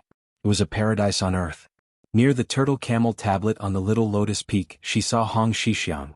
She smiled and asked, "Hey little Taoist boy, this mountain is so boring. Why don't you marry me? How interesting." His face was still red and he couldn't say a single word. Afterwards there was no afterwards. They never saw each other again. He only knew that her name was Su Jihu, and that she liked to wear a dazzling red dress. In the end he only heard her mutter to herself one day, "I really want to ride a yellow crane." Hong Shixiang once again pinched his fingers. He made an exception and counted twice a day. He was counting whether or not he could leave the mountain in this lifetime. He was counting whether or not he could ride a crane down to Jiangnan. He didn't know that if he could leave the mountain in such a way that no one before or after him could do so, he would definitely be treated as an immortal. The peak of Wudong Mountain was shrouded in dark clouds. One could faintly hear the sound of thunder. Hong Xixiang suddenly raised his head and stood up, looking in the direction of the hanging Immortal Peak. Chapter 58. On the Little Lotus Peak, Song Jiming discovered that his second martial brother Qin Yao, fourth martial brother Yu Xingrui, and fifth martial brother Wang Xiaoping, who were in charge of the Tao of Virtue and Purity, had all gathered behind him. Together with his junior martial brother Hong Xixiang, they looked in the direction of the hanging immortal coffin. They saw a man riding an ox madly galloping towards the tortoise camel tablet. With a single leap, he stood on top of the tablet, his 10 fingers moving in a daze. Although his junior martial brother was unable to remember his own age, his attainments in the art of divination were profound. He was thoroughly familiar with the 4 classics of the Book of Changes, and had mastered them through a comprehensive study.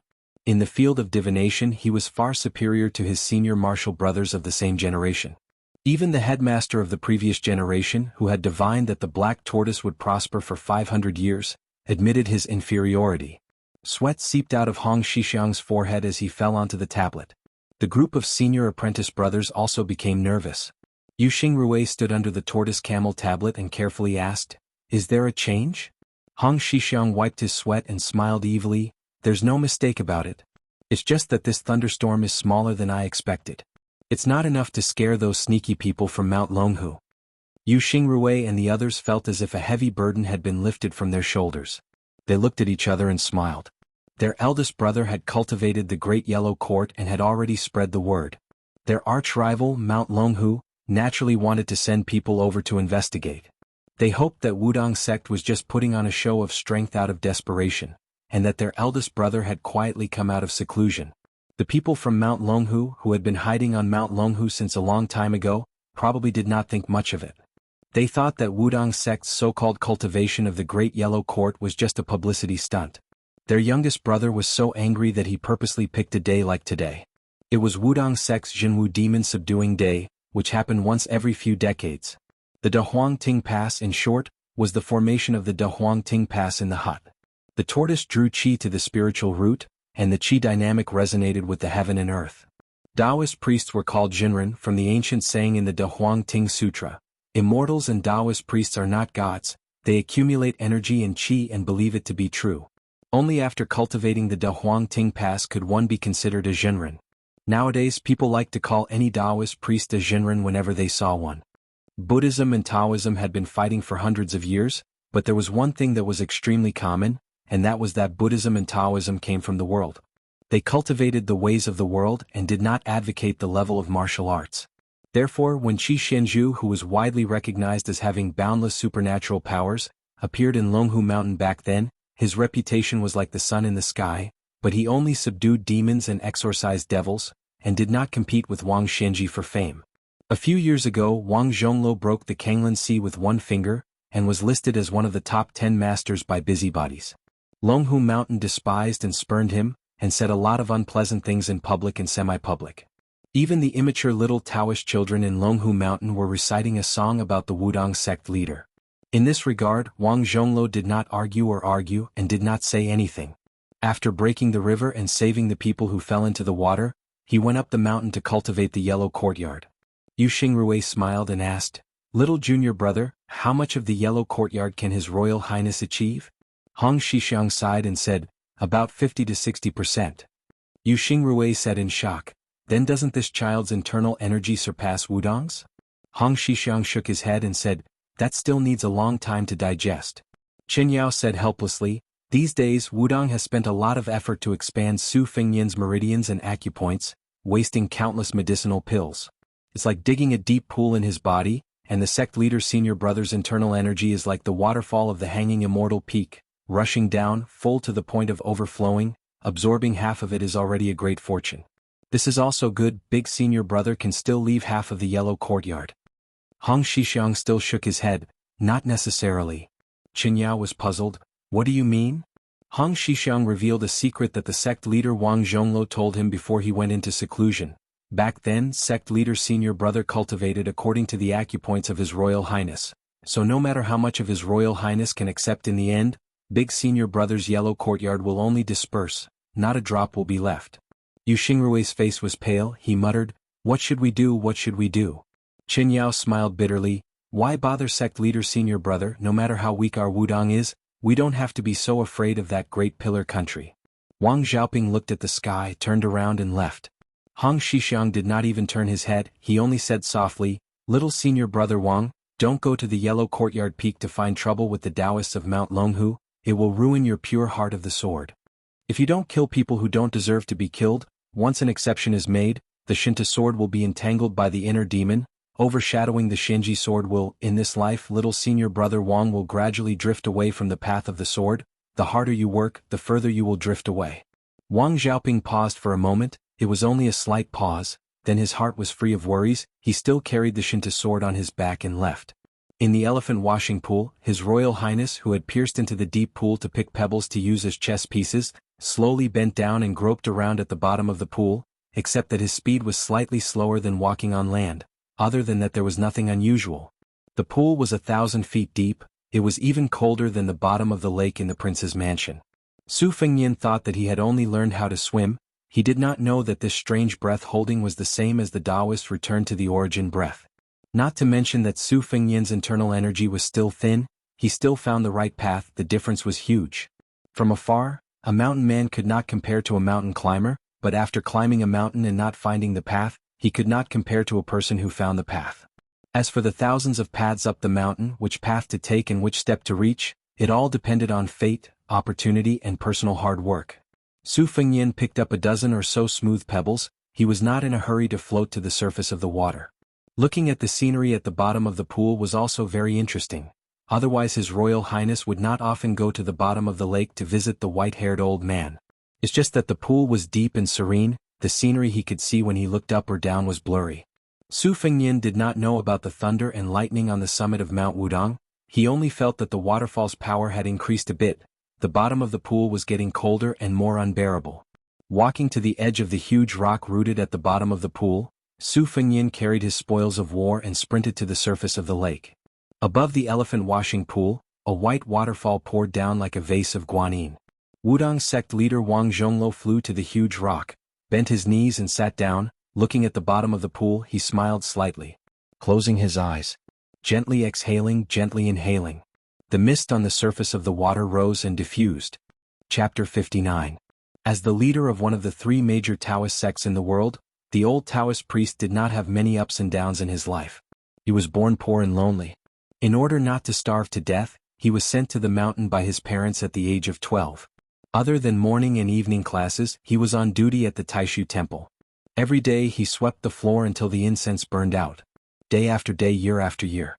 At that time his master, Qianxia, had not yet become the leader of Wudong, but he had more than 20 disciples. Among them Wang Zhonglo's aptitude was below average. He was only willing to immerse himself in reading scriptures. When he swept the floor he would hold an introductory classic. Only at the age of 24 was he qualified to read The Fortune of Pilgrims. At the age of 40 he could barely be considered to have achieved a small success in Taoism. Therefore when the previous leader, Qianxia, passed away and Wang Zhonglo took over Wudong, the world was in an uproar. At that time, even Mount Longhu had not heard of this middle-aged Taoist priest. Unexpectedly, most of the immortals of Wudong's generation had amazing skills when they were young, but stopped when they were old. Only the inconspicuous Wang Zhonglo gradually reached the Great Way and skyrocketed. Wang Zhonglo waved his sleeves. His Taoist robe surged and fluttered. It actually managed to pull the waterfall that was falling down with great force over. The waterfall tilted like a bridge. The deed of thorough comprehension surpassed the Taoist classic, the verses of Old Man on the River, which proposed that the 5 viscera hid the spirit. It was in the first sentence, 3 parts, 8 scenes and 24 spirits. The old immortal breathed into his dantian, closed his eyes and entered meditation. He was full of spirit. His whole person was like the Taoist immortals described in the classics when they immortalized, shining brightly. Wang Zhonglo was silently reciting, the 5-colored clouds swirled in the evening mist. I closed my eyes and looked at each other. Only then did I know that my body was a paradise. So the yellow court was a blessed land. Yellow robes with purple stripes and dragon and tiger seals. Spirit and life depend on Taishan. 3 breaths, 2 breaths and 4 qi are connected. The world loves grains and the five tastes. Only I eat the Taiheyin Xianxia alone. 2 water kings were born from the same school, making people live forever in the 9 heavens.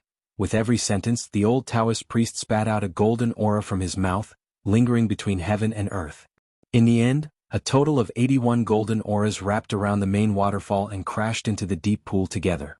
When Su Fengyan was halfway up, he felt that something was wrong with the lake. First it was getting colder, then it was boiling hot. So he increased his speed. The most frightening thing was that he could vaguely see a water column in the sky rushing straight at him.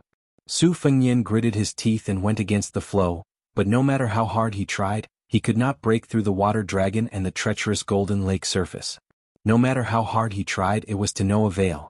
The surface of the lake seemed to be covered with a huge lid that weighed 1,000 pounds. It was impossible to lift it with human strength. Su Fengyan's consciousness gradually became blurry. He still held tightly onto the pebble that he was going to use the green water pavilion sword formula to carve a chess piece. In his unconsciousness, he suddenly remembered the words of his second sister, Su Weisheng, "Who doesn't burn in the furnace of heaven and earth?" He also remembered how he almost drowned in the lake when he was young and playful. He also remembered the first time he used a knife to kill someone. Was he going to die? Su Fengyan fainted. The pebbles in his hand fell to the ground. Wang Xiaoping went to Huangting Peak, but did not kill anyone. The 3 from Mount Longhu tactfully left the mountain. The sword maniac sword was truly terrifying. It wasn't that the 3 of them didn't have the strength to fight back, but Wang Xiaoping had all the advantages on Mount Wudong. Her chances of winning were too slim. Wang Xiaoping came to the elephant washing pool and sat down with his eyes closed. The peachwood on his knees jumped and buzzed. His Royal Highness was held up by the golden aura. He floated above the waterfall crashing down on his head. Wang Xiaoping did not look. With his temper, he wanted to cut the waterfall in half. This waterfall was his senior brother's lifetime of cultivation. One day and night later, the thunderstorms stopped. The atmosphere on the mountain was fresh. His Royal Highness was carried by Hong Xixiang to the hut. In the middle of his forehead, there was a red date mark. Wang Xiaoping went down the mountain with his sword. Hong Xixiang and Wang Zhonglo came near the tortoise camel tablet. The old Taoist priest looked normal, but Hong Xixiang knew very well that his senior brother was in his twilight years. He had at most 2 or 3 years left. The young martial granduncle said bitterly, "Must Wudong rise like this?" The old Taoist priest said calmly with a smile, "Not necessarily. It's just that whether I cultivate the great yellow courtyard or not, what's the benefit to Wudong? We can't always stand in the latrine and not take a shit. Having me as the Taoist priest is really a big use for a small talent. You have a light personality that goes with the flow. Me doing this can give you a bit of pressure. It's always a good thing. Look, even your little senior brother Wang has gone down the mountain. If nothing goes wrong with his talent and this trip, he will be able to suppress the Wu family sword tomb. When the time comes, you'll be on the mountain and he'll be at the foot of the mountain. Let's not talk about our master's black tortoise will rise for 500 years. In any case, we'll have more incense money. You've been wearing this Taoist robe for 7 or 8 years and you can't even bear to change it. When the time comes, you'll be able to change into a new one." Hong Xixiang squatted on the ground and sighed again and again. He said helplessly, "You only dare to say this to me. If the other senior brothers hear this, they'll be angered to death." The old Taoist priest laughed loudly, without any dispirited or dejected expression. Hong Xixiang was silent. He held his chin and looked at the distant mountain in a daze. Wang Zhonglo said softly, "Su Fengyan's evil tendencies are strong, but he's not a bad person. I won't say much about your association with him. I'm just afraid that in the future, Jianghu and the imperial court will not be peaceful." Hong Xixiang said softly, "I can't control that." Wang Zhonglo sat beside his junior brother and said guiltily, "Once I let go, you won't be able to leave the mountain for the time being. Do you resent your senior brother?" Hong Xixiang laughed, "Of course I resent you. But if you don't let me be the sect leader, I won't resent you." Wang Zhonglo snorted, "Don't even think about it. If you resent me, then resent me. When the time comes, I won't be able to see or hear you. Go ahead and resent me." Hong Xixiang shook his head. "Senior brother, can't you act like a sect leader a little?" The old Taoist priest did not agree. He was not those old fellows of Mount Longhu. Everyone below immortals were humans. Seniority and status were all empty things. If one could not uphold virtue and stand up for himself, everything was just an external object that could not be brought into the coffin. Why bother to put on a stern face and look at people for decades?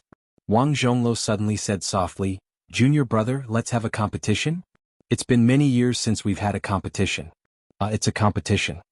Hong Xixiang looked as if he was facing a great enemy. He said nervously, "That's not good, right?" The old sect leader tried to goad him. "You don't dare?" Hong Xixiang said with youthful vigor, "Then let's have a competition." Two of Wudong's most senior Taoist priests were at the edge of Little Lotus Peak's cliff, doing a shocking thing. Bing. The old sect leader sighed. "Back then I peed 10 feet in the wind, but now I'm old and my shoes are wet. I'm old, I can't help but admit defeat."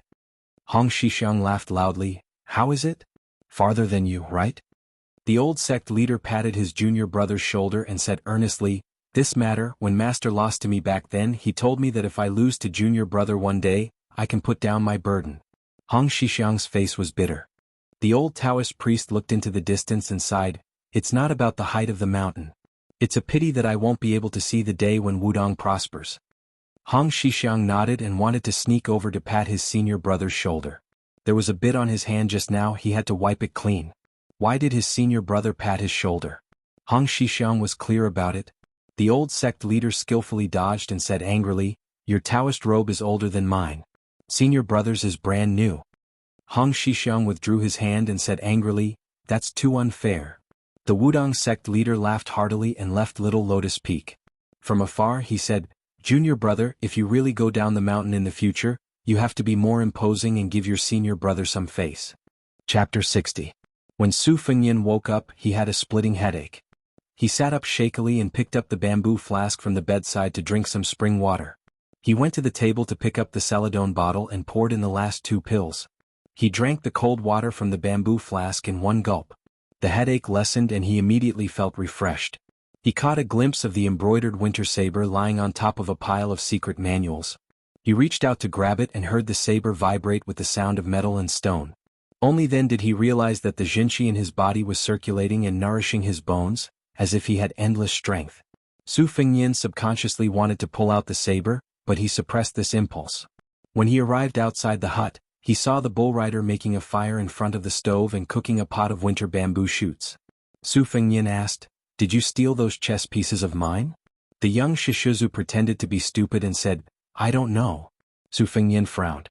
Before he even pulled out his saber to threaten him, the bull rider ran away with a guilty conscience. He had dug out 2 to 3 caddies of winter bamboo shoots with great difficulty, but running for his life was more important. He did not have time to care about the delicious winter bamboo shoots. Su Fengyan walked to the stove and cooked the winter bamboo shoots. He picked up a pair of chopsticks and slowly ate it clean. Only then did he go to the cave under the Immortal hanging peak and found a small pile of uncarved pebbles. He must have been the bull rider to make up for his mistake. He smiled and sat down against the wall. Following the superior sword style described in the Green Water Pavilion sword practice record of Jianghu, he used the embroidered winter saber to carve the chess pieces. However, the first strike was too fast and the hard pebbles were cut in half. Su Fengyan was stunned for a moment.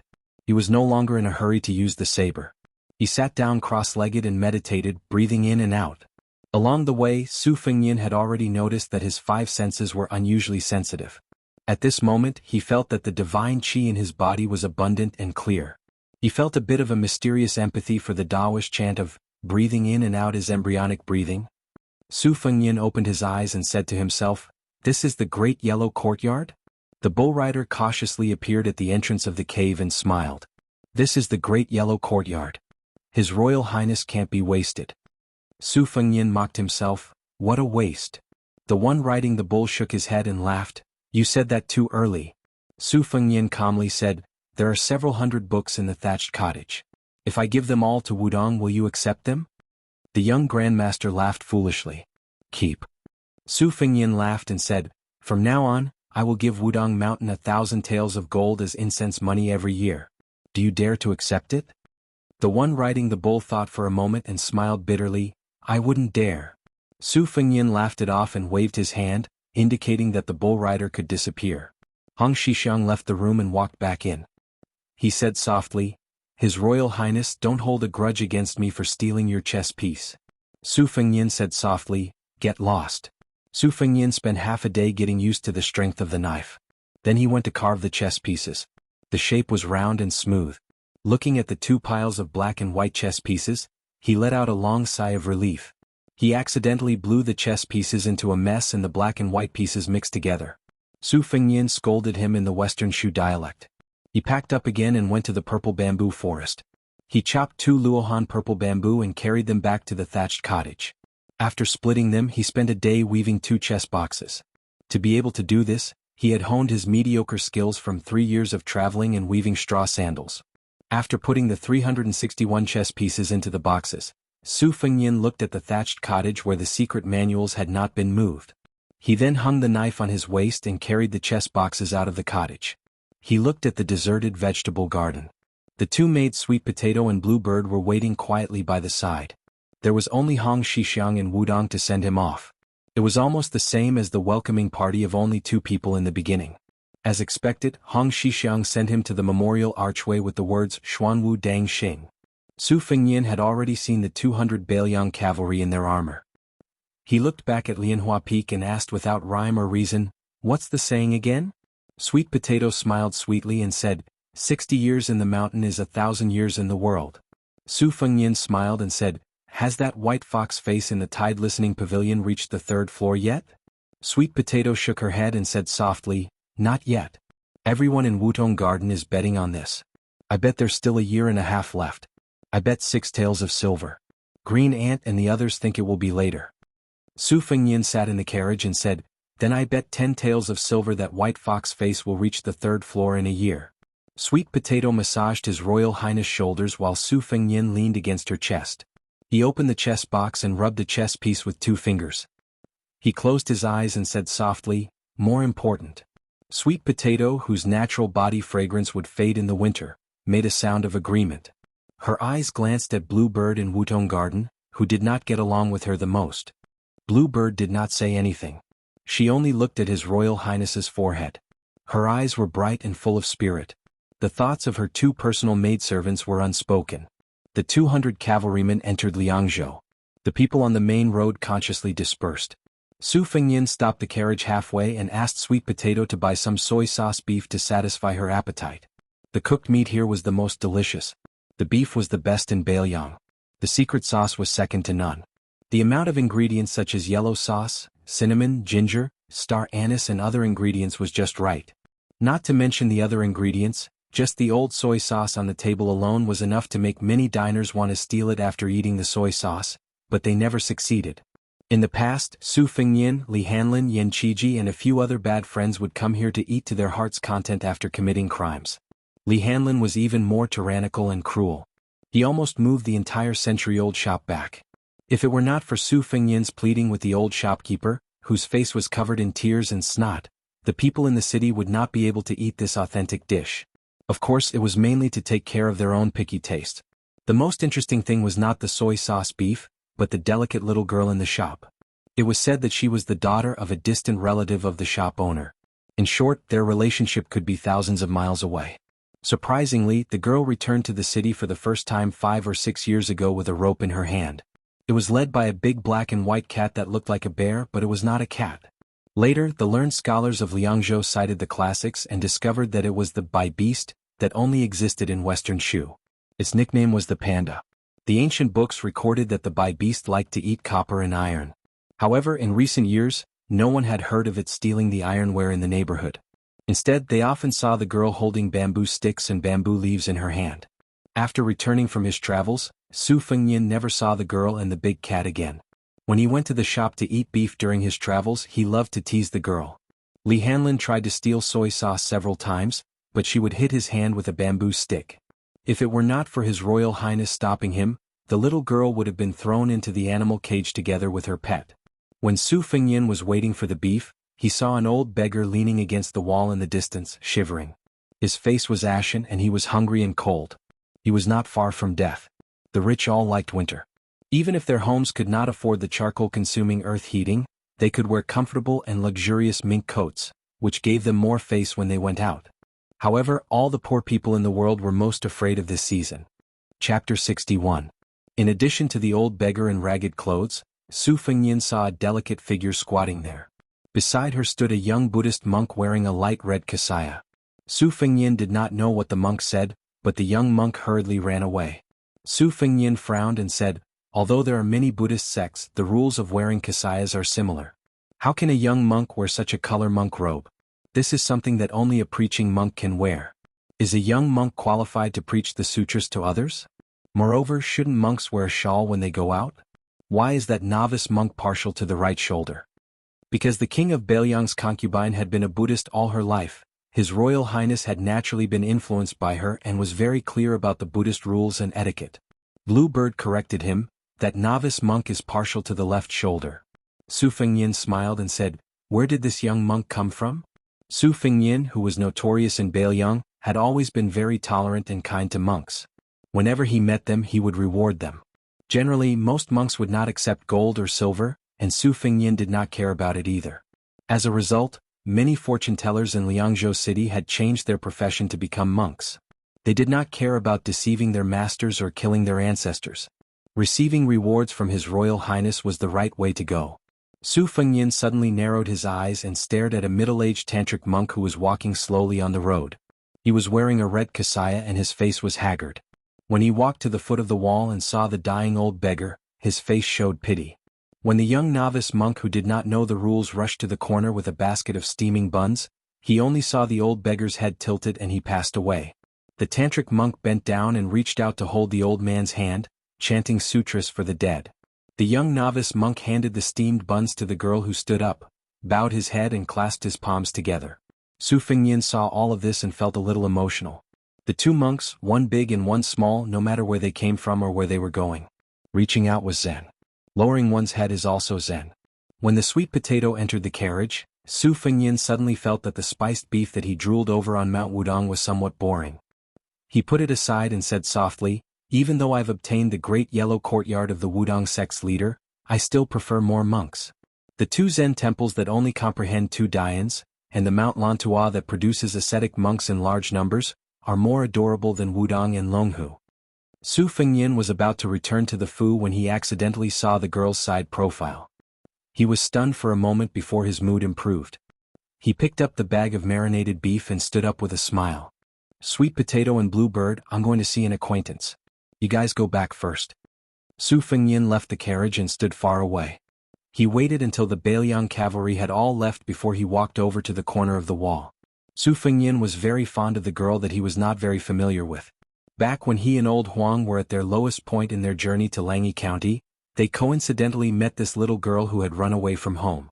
She claimed that she wanted to roam Jianghu to become a heroine, and she only had a few scraps of silver and copper left. She was already very pitiful. After a fight with Su Fengyin and Old Huang, she generously treated them to a feast of fish and meat. After that, she became completely penniless. The three of them lived in poverty together for a month or so, fooling around and stealing together. It was quite interesting. She was usually the lookout while His Royal Highness and Old Huang took risks. When they escaped, the little girl with 2 goat horn braids ran like the wind. In the end, she said that she wanted to go to the south to see the sea, so they separated. Su Fengyin only knew that her surname was Li, and she liked to call herself Miss Li. If he called her heroine Li, she would be happy for a few days even if she starved. Su Fengyin slowly walked over.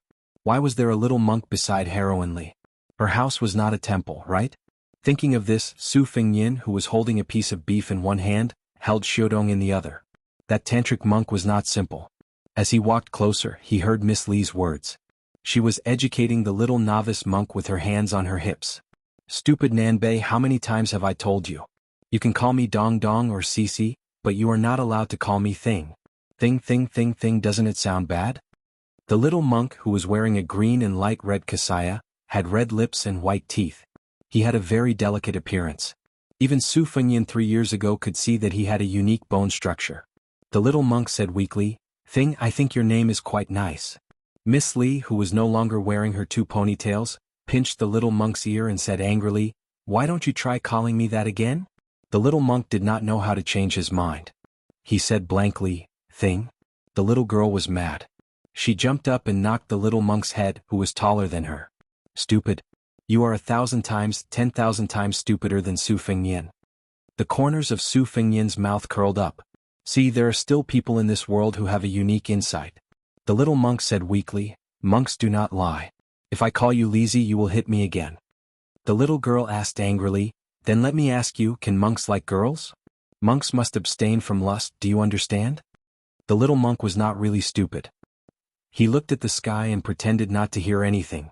The little girl turned her head and looked at the old beggar who did not get to eat the meat bun. She looked a little depressed. The little monk said in a low voice, "After buying the meat bun, we have no money. I didn't bring much when I snuck out. You spent money and—" In the end he did not dare to say that he was a big spender. The little girl was angry. She said angrily, "I told you that my father hid his secret stash in the alms bowl under his bed. Don't you know how to steal more? If you are not stupid, then what are you?" The little monk said guiltily, "If I steal too much, when we go back to the temple, my master will punish me to buy rouge and face powder for your mother." When the little girl heard the word rouge and face powder, she became interested. She did not care about how he addressed her anymore and looked around. Seeing her like this, the little monk quickly said, "We really don't have any money." The little girl sighed in despair. Su Fengyin, who was standing behind them, laughed and said, "Miss Li, do you want rouge and face powder? I will buy it for you. The biggest rouge shop in Jianghu has the green swallow branch that the imperial concubines use. It's not expensive. I don't even need to spend money to buy it." The little girl turned around abruptly and saw that Su Fengyin was no longer unkempt, wearing a hemp shirt and straw shoes. She didn't recognize him at first. After looking at him for a long time, she jumped up and said in surprise, "Su Fengyin?" Su Fengyin picked up the marinated beef and said with a smile, "Isn't it?" The little girl patted the little lotus's chest and finally felt relieved. She said with a bright smile, "I remember you said you were from Western Liang. I was afraid that I wouldn't be able to find you in Liangzhou." Su Fengyin smiled and said, "Don't worry. It will be harder to find me than to find me here." The little girl did not think too much about it. She was just happy. When the little monk saw Su Fengyin, he did not react. He was just thinking about how to deal with the basket of meat buns. Of course he could not eat them and Li Zi did not like to eat them. Su Fengyin was just about to take the little girl to the rouge shop that treated him like a wolf, a tiger, or a leopard. Subconsciously he was about to unsheath his embroidered winter knife. The middle-aged monk of Tantric Buddhism took a step forward. The monk asked with an awkward accent, "You are Su Fengyin, the eldest son of the king of Bailiang?" Su Fengyin smiled and said, "You are?" The monk said calmly, "I come from Mount Nalanda in the western region. I want to invite His Royal Highness to Mount Nalanda." Chapter 62. Mount Lantua? There was a kind of extreme reverence there. Before entering Mount Lantua, many of the people had unreachable statuses in the secular world. They might be the king of Ganlafan, the prince of Shitsi country, or the imperial family of Peacock dynasty. Each one was more prestigious than the last. However, after entering Mount Lantua to cultivate after leaving the secular world, they would fall into the dust and become no different from ordinary monks. There were many rules in Mount Lantua. One was not allowed to wear silk or satin, one's cassock could not be wrinkled, one could not fill one's stomach, and one could only curl one's legs on a 1-meter square cloth mat when sleeping. There were so many rules that people of the Central Plains were dumbfounded. His Royal Highness had heard about the legends of Mount Lantua. For example, there were traveling monks who saw a lost item on the side of the road. They would draw a circle around the item and then sit on the side. Often they would wait for several days in vain. However, generally speaking, no one would be greedy for something that was drawn in a circle by a monk of Mount Lantua. Furthermore, there was an old monk who had been imprisoned for 34 years in Mount Lantua. The problem was that no one knew what the reincarnation of the living Buddha was waiting for. Therefore, monks who had cultivated in Mount Lantua had a golden signboard embedded in them. They were popular everywhere. Some fake abbots who shaved their heads and pretended to be bald liked to say, "I came from Mount Lantua," as soon as they opened their mouths. Cultivation in Mount Lantua was extremely difficult and strict in accepting disciples. Therefore, with only 300 people in the temple, it could compete with the 2 Zen temples that had disciples all over the world. One in the east and the other in the west, they complemented each other. Su Fengyin believed the red-clothed monk when he said he came from Mount Lantua. Half of it was because he had just reached out and recited the sutra, and the other half was because he felt the monk's chi flowing eastward like a great river. Judging from the monk's words and actions, he was as still as a mountain, but inside he was like a river rushing into the sea. Although Su Fengyin had a good impression of Mount Lantua and the monks, there was no room for discussion if they wanted to kidnap His Royal Highness to the western regions. Therefore he smiled sinisterly and asked, "What if I don't go?" The embroidered winter saber was about to be unsheathed. Su Fengyin was confident that this first strike would be able to break an entire wall. Who would have thought that the monk would only say in a lukewarm tone, I can wait. Su Fengnian habitually rubbed the hilt of his saber with his thumb and asked, "Wait?" The solemn-looking monk circled around Su Fengnian and then quietly retreated into the distance. He had no intention of kidnapping or stopping His Royal Highness. Not only did Su Fengnian find it absurd, but even the little girl who was watching the show could not understand. She felt that the monks at home who freeloaded on food and drink were more interesting. That rotten mountain was too boring. The little girl finally came back to her senses. She looked at Su Fengnian and asked in a low voice, "Su Fengnian, are you that whose son? Then aren't you His Royal Highness?" Who was it? It must be Su Xiao. Whether it was Taoism or Buddhism, men or women, old or young, as long as one was in Jianghu, it seemed that no one dared to call the name of the great pillar state Su Xiao. He secretly paid attention to the flow of qi of the great monk of Mount Lantua. This was the so-called bull riding. Su Fengnian, who was still holding the spiced beef, asked with a smile, "Are you afraid? Do you regret knowing me?" The little girl laughed 3 times, but it seemed like she was emboldening herself. Su Fengnian found it very interesting, but he did not expose her. In the past, when they were in Jianghu together, when they encountered a situation, this little girl would always lose but not lose. She was the fiercest when she scolded people and ran away the fastest. The little monk said weakly, "Let's go. Anyway, we've already seen him. If we don't return to the temple, master and mistress will fight with the abbot again." The little girl looked at Su Fengnian and then at the little monk. She seemed to be making a difficult choice between going home and going back. Her limpid eyes subconsciously rolled around the fragrant spiced beef. Su Fengnian did not want to make things difficult for this simple-minded little girl. Without saying anything, he handed the spiced beef to the little girl and turned to leave. "Wait for me for a moment. I'll eat the beef first and let Su Fengnian give you a ride. There's no reason for you to go out of the city with an empty stomach after arriving in Liangzhou." Su Fengnian walked toward the rouge shop in the east of the city. As he passed by the beef shop, he saw a much taller girl with a still young face. She was holding a bamboo stick and sitting on the doorsill looking at him. His Royal Highness was in a hurry to buy rouge, so he did not greet him. The reason why the green swallow branch was famous was because of a poem written by his second sister, Su Weisheng. Su Fengnian took the rouge shop for free, and the shopkeeper was willing to do so. Besides, His Royal Highness used to take the courtesans of Liangdi to the shop to choose rouge. If the courtesans who liked the rouge were sincerely happy, His Royal Highness would reward the shop with some silver taels. In the end, the rouge shop with the green plum blossom signboard still earned more than it lost. When Su Fengnian arrived at the shop, he picked a box of green swallow branch and 2 boxes of imperial concubine peach before swaggering off. Everyone in the shop kept quiet out of fear. A few rich men who came with their concubines to throw away money lowered their heads and did not say anything. On the other side, the little monk looked at the little girl whose hands and mouth were covered in grease and reminded her, "Is this Su Fengnian? He is His Royal Highness, but it seems that his reputation is not good."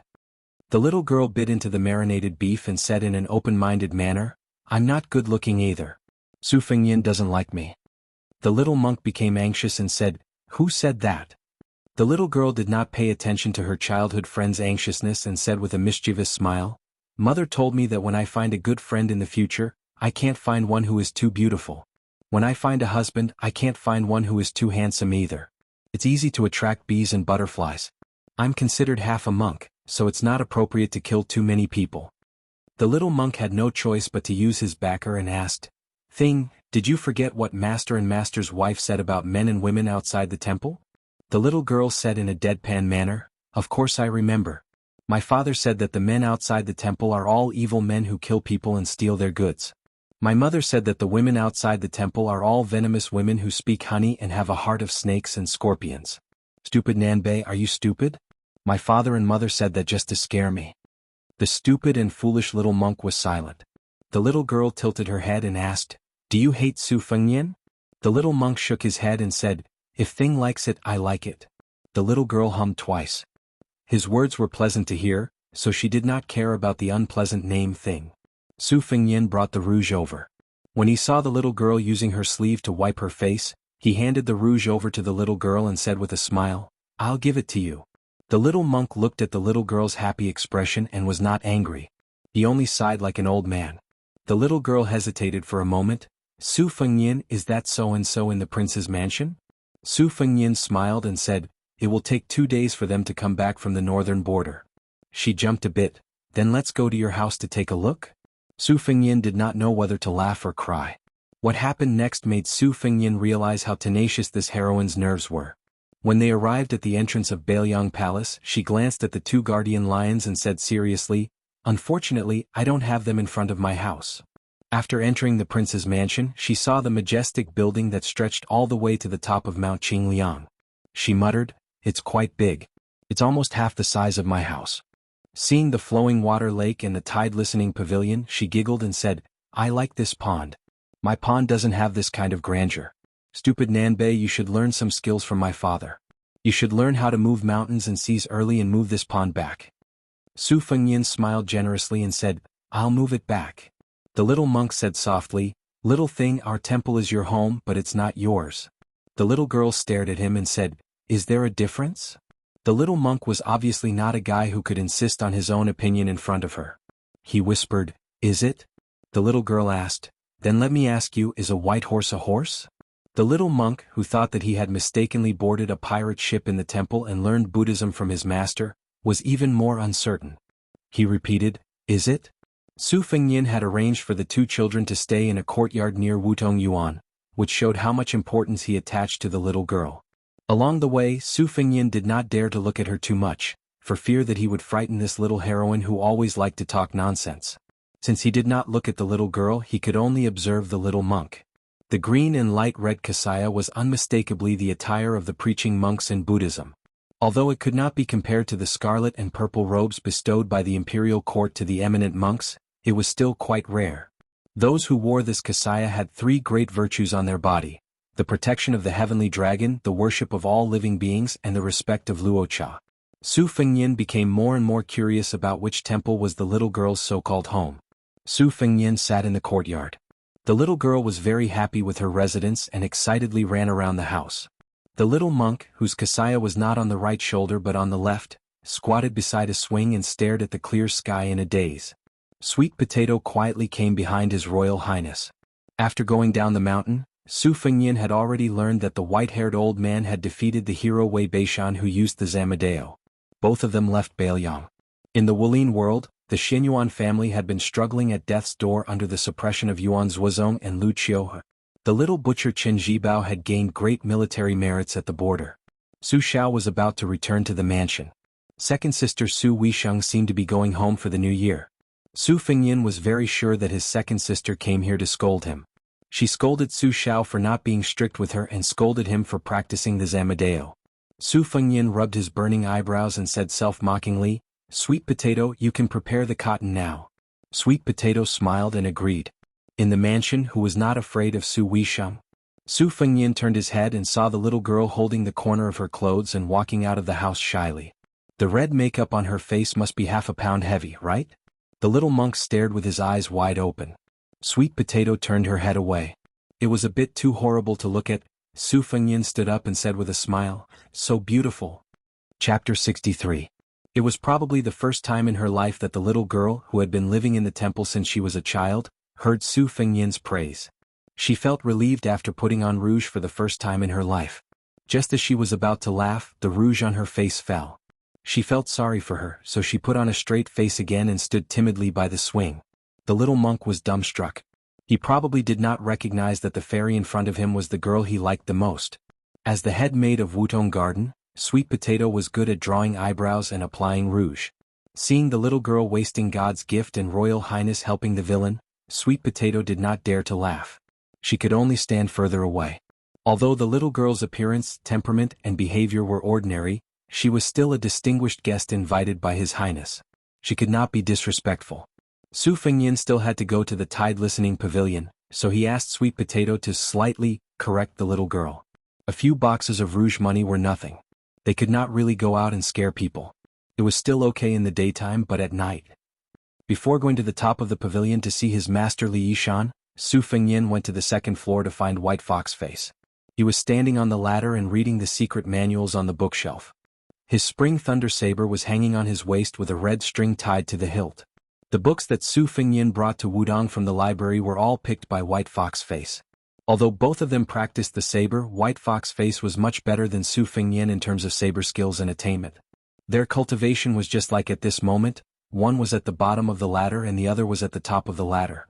White Fox Face was very focused. No matter what he did, he strived to see through to the end. Su Fengyan waited for him to finish reading the secret manuals. White Fox walked down the ladder and looked at the idiot Su Fengyan whom she had not seen for a year. Finally, her eyes focused on the spot between His Royal Highness's eyebrows. Su Fengyan's appearance was undoubtedly very outstanding. He had the typical red phoenix eyes and silkworm eyebrows. When he smiled, he looked even more charming and elegant. It was just that he met White Fox during his travels when he was at the lowest point of his life. However, when he occasionally washed his face in the stream, even White Fox would be surprised. This idiot's appearance was indeed good, but his temperament did not match. Now, practicing the saber by hook or by crook seemed to be different. What exactly was the difference? White Fox did not ask any questions. Instead, he slashed out with his spring thunder in a domineering manner. Xiao Dong, which was originally born from the same root, took the opportunity to strike down. When White Fox Face saw that his attack did not work, he exclaimed in surprise, "Did you learn the superior swordsmanship in Wudong?"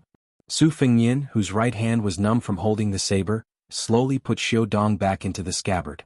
He smiled and said, "No, I didn't. It's just that Taoist Ox Nose gave me a book called Qingshui Pavilion Sword Practice Manual. When I was bored, I used the sword moves in it on my saber skills. Are you interested? This is a secret manual of Wudong swordsmanship. I can't bring it down the mountain, but I've memorized the contents. Can I make a copy for you?" White Fox Face nodded his head without hesitation. Su Fengyan followed him to the corridor on the second floor.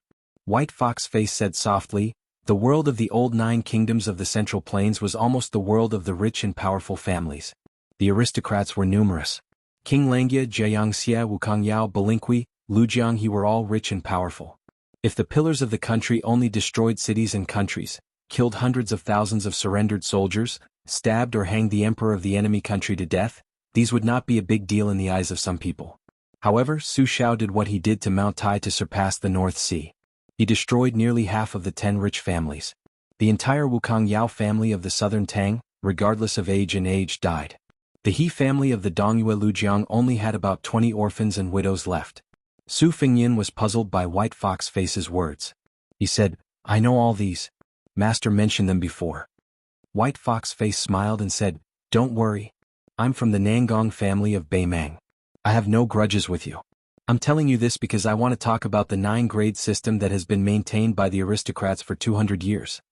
Su Fengyan nodded and said, "The masters in the world now seem to follow this system to rank. It saves effort." White Fox Face said softly, "Like the number 1 in the world, under normal circumstances, the 9-grade system does not rank the upper grades.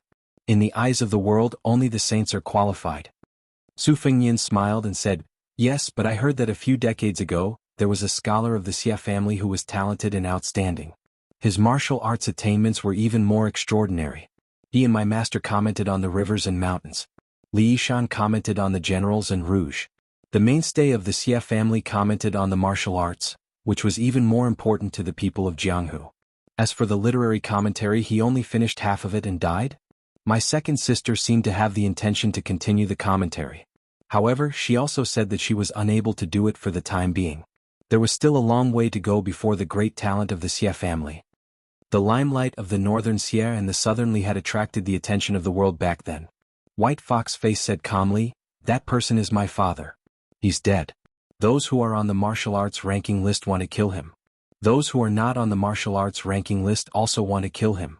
There's no reason for him not to die." Su Fengyan was shocked. He smiled bitterly and said, "No wonder you want to be the number 1 in the world." White Fox Face looked at Su Fengyan and said slowly, "Your moves are now at the middle lower grades, the blade force is at the middle upper grades, and the inner strength is at the lower grades. It's not impossible for you to catch up with me." Su Fengyan was stunned. "Really?" White Fox Face's lips curled up slightly. "If I stagnate after the age of 40, it's possible for you."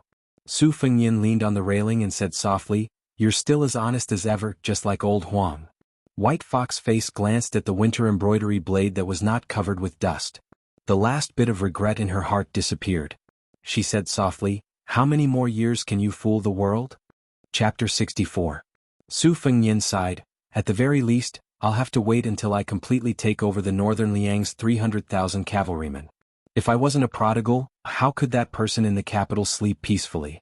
If he couldn't sleep peacefully, how could he let the Su family sleep comfortably?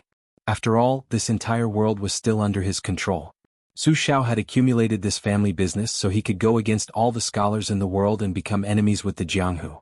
There were not many reliable allies in the imperial court. Over the years, northern Liang had been constantly divided. Yan Qiji's father, who hurriedly received the imperial decree and rushed to the capital, was not the first and definitely not the last. Li Yishan said that if I'm too smart, I won't live long, or at least I won't live a happy life. The best outcome is to go to the capital as a hostage. But if I'm too stupid and overdo it, the Bailiang cavalry will disperse before Su Xiao dies. To put it simply, even my 800 cavalrymen only know about Qin Jibao. They don't care about His Royal Highness at all. White Fox smiled and said, every family has its own difficulties. It seems that the aristocratic families are even more so. Su Fengyan's thumb subconsciously rubbed the handle of Xiaodong.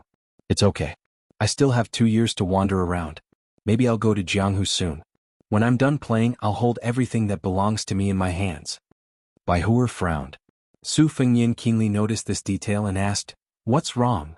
White Fox returned to the pavilion with a cold face. Su Fengyan looked at White Fox's handsome back and then lowered his head to look at Xiaodong.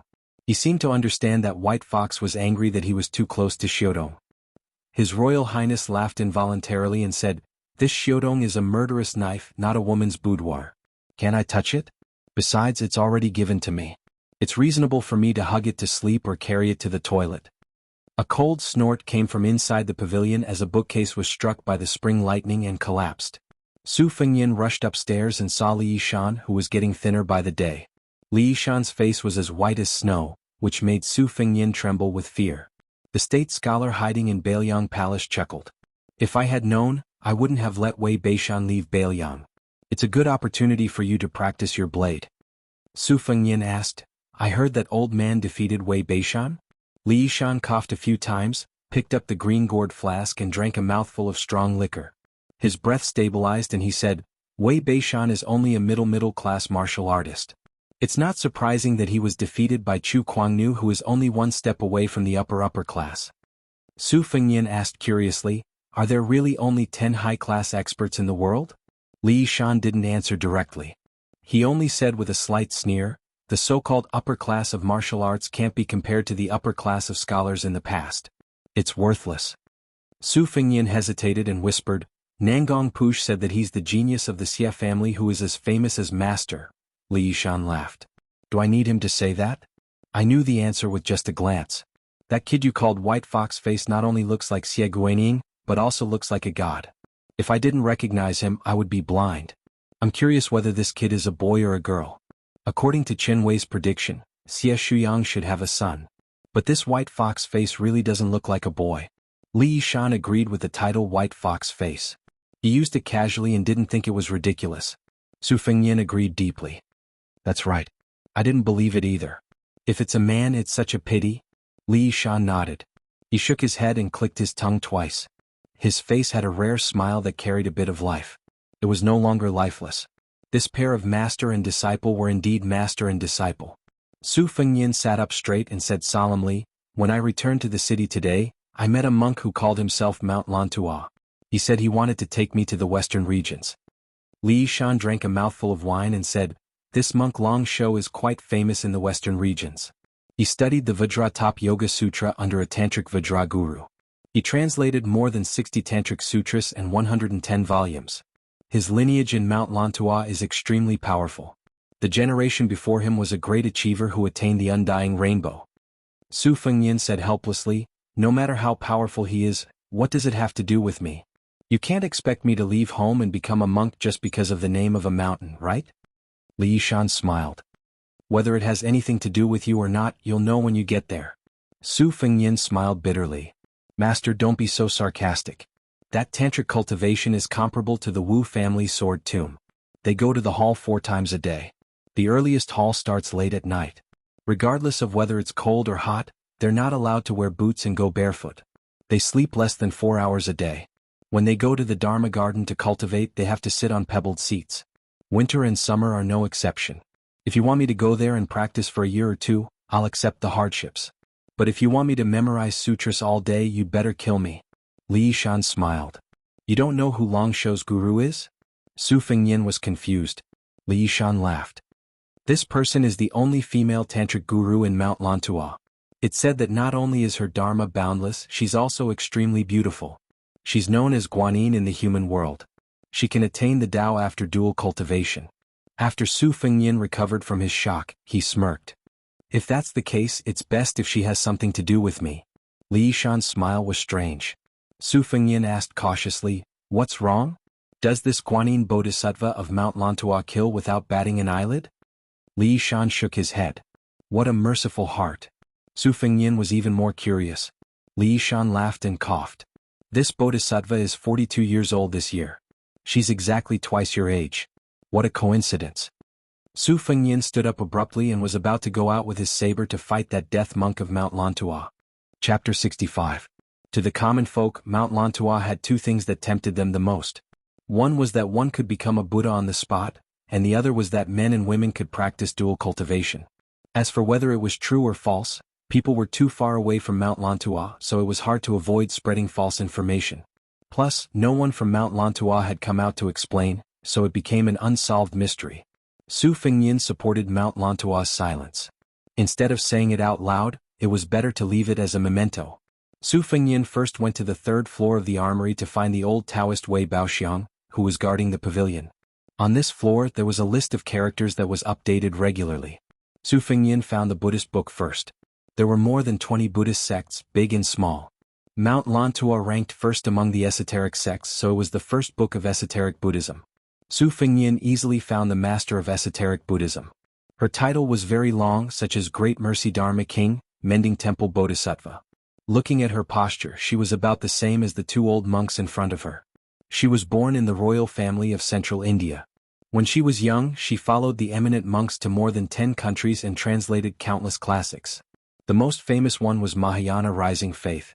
According to historical records, other than learning from Wang Zhongji and Xianxia, she also went to the Central Plains to learn astronomy and calendar. She had contact with the 5 schools and 7 sects of Buddhism in the Central Plains. There was a portrait of a female bodhisattva when she was young in the album. It was vivid and lifelike, and it was indeed bright and moving. Su Fengyin exchanged the secret record with the old Taoist surnamed Wei and sighed, 42. She's just a little old. He sighed all the way out of the tide listening pavilion. Qing Yao was waiting respectfully on the table. She was dressed in a green robe. In His Highness's opinion, the only thing this head-maid lacked was a good sword. Qing Yao's bearing and elegance were incomparable to the heroines outside. When she saw Su Fengyin, she said respectfully, "That monk is standing at the gate of the prince's mansion." Su Fengyin walked to the pavilion in the middle of the lake and smiled, "Bring him here. I want to meet this esoteric monk. By the way, get the servants to prepare some vegetarian food. No one is allowed to come near the lake." While waiting, Su Fengyin closed his eyes and concentrated. First, he thought about the secrets of Mount Lantua collected by the secret agents of the prince's mansion. Although there were only 200 to 300 people in Mount Lantua, there were many factions with thousands of followers. For example, the Red Sect branch of esoteric Buddhism that monk Long Shou belonged to only had 3 representatives in Mount Lantua, but there were millions of followers outside the mountain. Finally, Su Fengyin's mind settled on the portrait of the female esoteric Buddhism master. He shook his head and put this matter aside for the time being. Since he had already left the mountain, he had to start planning carefully for himself. The arsenal was dead, but people were alive. Imitating White Fox's face to read all the secret martial arts manuals, he was not afraid of biting off more than he could chew. When facing an enemy in the future, knowing more moves and routines would increase his chances of survival. This was the same principle as beginners who had to memorize Go moves by rote. Naturally, the more routines one had, the better. Su Fengyin did not dare to say how good his comprehension was, but his memory was indeed better than his second sister, Su Weisheng. Otherwise, he would not have been able to play chess with Li Yishan in the air without chess pieces or a chessboard. Su Fengyin muttered to himself, "It's not realistic to read all the martial arts manuals like White Fox's face, but it's not difficult for him to select and give me 2 or 3 books every day. There will be a day when I will read all the secret martial arts manuals of all the sects in the world." When I left the mountain, I rode an ox and sent a message to the supreme leader Wang Zhonglo. The tortoise of the Great Yellow Court lives in the body. If I want to convert it all into my own use and cultivate the 3 Great Yellow Halls, I need a few books on Mount Longhu. Borrow? They are all secret things, most likely I can't borrow them. Steal? With my current bladesmanship it's difficult. Rob. These two holy lands of Buddhism, without 6 to 7,000 elite Bailiang cavalry, don't even think about charging up the mountain. If you want to flatten it, you need at least 13 to 14,000 men. Without fighting, if you think 10,000 men can crush the entire Jianghu several times, you're looking down on the heroes of the world. Even if it's Su Xiao, without the imperial decree of the capital, mobilizing more than 500 men without authorization is tantamount to a rebellion. If Jiang and I was here and heard this crazy talk linking the cavalry with Jianghu, he would most likely have the urge to poke a hole in His Royal Highness's body with the divine talisman. Sweet Potato with a graceful and voluptuous body brought some exquisite vegetarian dishes over. There was no one around the lakeside. No matter how ridiculous His Royal Highness's words were, in the prince's mansion, more effective than the imperial edict. Su Fengnian did not have any misgivings about this servant sister who grew up with him. He said to himself, it's time to cultivate henchmen. Without a solid team, how can I roam Jianghu? I'll find a chance to talk to Su Xiao. Monk Long Shou of Mount Lantua was led into the pavilion by Blue Bird. Su Fengnian gestured for the monk to help himself. The monk in the large cassock did not stand on ceremony, but he only picked up some food and put it into his mouth, chewing slowly. Not to mention filling his stomach, it was difficult to even fill the gaps between his teeth. Just this point of tantric cultivation was unspeakably painful. In the western regions there were 14 small countries, rejecting the various schools of learning, only worshipping tantric Buddhism. There were the red, yellow and white sects. In the past, when the 9 countries of the Central Plains were in chaos, it was traced back to the war of words between the Confucian faction of Xianxia Academy. However, in the western regions, it was the red, yellow and white sects, more like a fight between immortals. The yellow and white sects had always been powerful. The red sect was more inclined to follow the ancient teachings, the 9 forms of 3 sects, meticulous in their teachings, and most of their focus was on the cultivation of full-circle cultivation. Monk Long Shou's master was the first female Dharma king in the history of Tantric Buddhism. No matter how high the status of those concubines were, they could not be compared to her.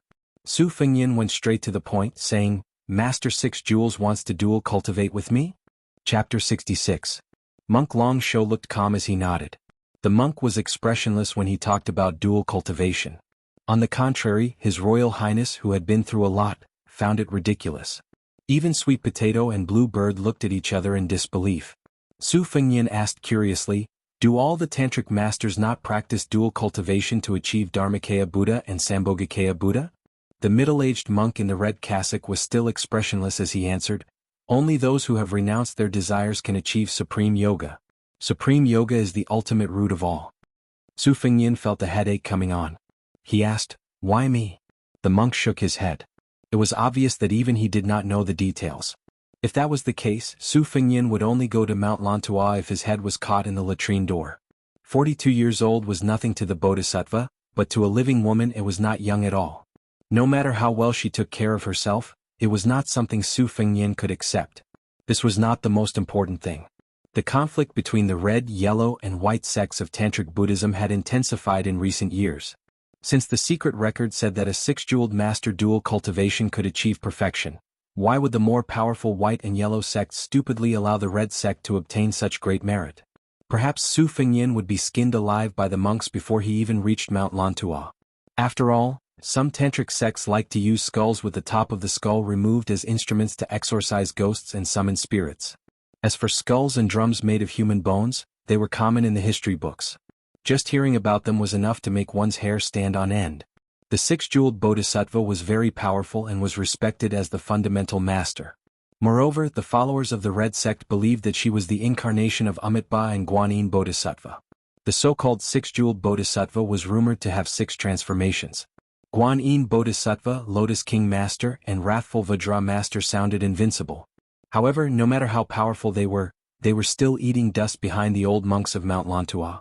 Su Fengnian did not trust the red sect that was struggling to survive between the yellow and white sections. Other than being afraid of death, he did not wish for Mount Lantua and the female Dharmaraja to disrupt his embryonic plan. It was one thing to refuse to go, but it was another to offend the Crimson Sect for no reason. It would be best if he could deal with them. Moreover, the monks from Mount Lantua were all treasures. Su Fengnian forced a smile and explained, I can't leave for the time being. The monk still said the same nonsense, I can wait. Su Fengnian asked curiously, how long can we wait? The monk said slowly, there are still 31 years. Su Fengyan almost vomited blood. What perverted patience. In the future he would try his best not to have any dealings with Mount Lantua. If someone held a grudge against him, he would never be able to live in peace for the rest of his life.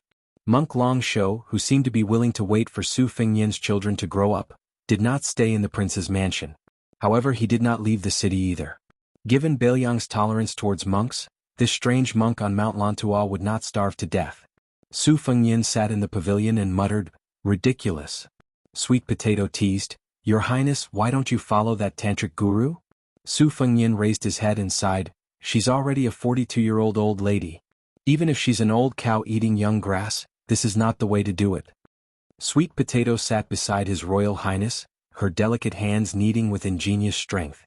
She smiled charmingly and said, "Maybe that female bodhisattva has a technique to retain her youthful looks." Su Fengyan glared at her. Bluebird said indifferently, "Today is the day of the release of the cards." Su Fengyan perked up. "A big fish has taken the bait?" Bluebird said calmly, "Two groups of Jianghu people of unknown origins have gathered in the city. The people in the lead have third-level martial strength." Su Fengyan said regretfully, "If it was before, it would have been a big fish. But now I've seen the world.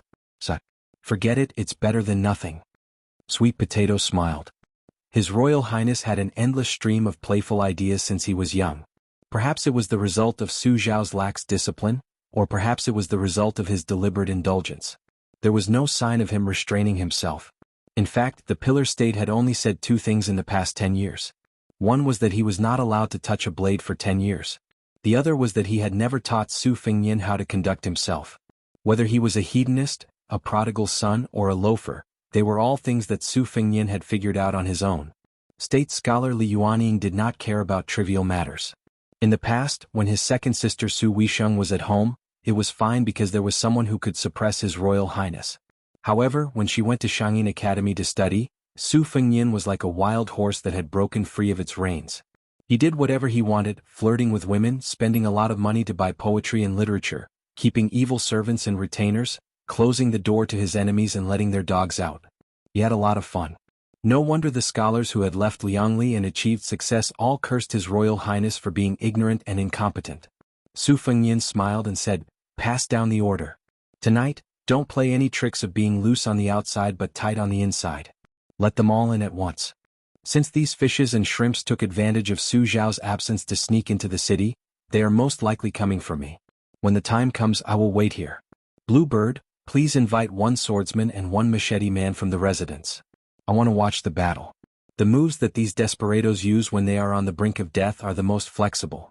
Compared to the rigid words in the secret manual, it is much more useful. Bluebird left quietly. When she did things, no matter how big or small, not a drop of water would leak out. Sweet Potato stretched out her slender index finger, wanting to stroke Su Fengyan's scarlet eyebrows. Su Fengyan grabbed her extremely daring finger and laughed. "Are you rebelling?" Sweet Potato said coquettishly, "Just a touch." Su Fengyan shook his head. Sweet Potato's eyes were filled with resentment. Su Fengyan did not show any tender feelings for the fairer sex. He restrained his expression and frowned bitterly. "Second sister is coming. The residence is going to thunder and rain." Chapter 67. Su Weisheng was not only a big mountain to West Chu's fallen princess, Jiang and I, but even Sweet Potato, who was easygoing and did not fight for anything, felt a burst of irritation when she heard His Royal Highness mention his second sister Su Weisheng's return to the Fu. However, she concealed her gloominess very well. In terms of acting skills, she seemed to be even more skilled than Su Fengyan when she used fresh human blood as her rouge. His Royal Highness had inherited the cultivation of the Great Yellow Hall, so he had acquired a kind of keen perception of the flow of qi of Buddhism and Taoism. He also had a mysterious perception of martial art masters that his young martial granduncle called, "Not a single fly left behind." However, he still did not realize that Sweet Potato was not the only koi fish that needed to be fed to become plump. The interior of the prince's mansion was a vast universe with all kinds of bizarre tricks. Even His Royal Highness, who had lived on Mount Qingliang since his youth, did not dare to say that he had seen everything.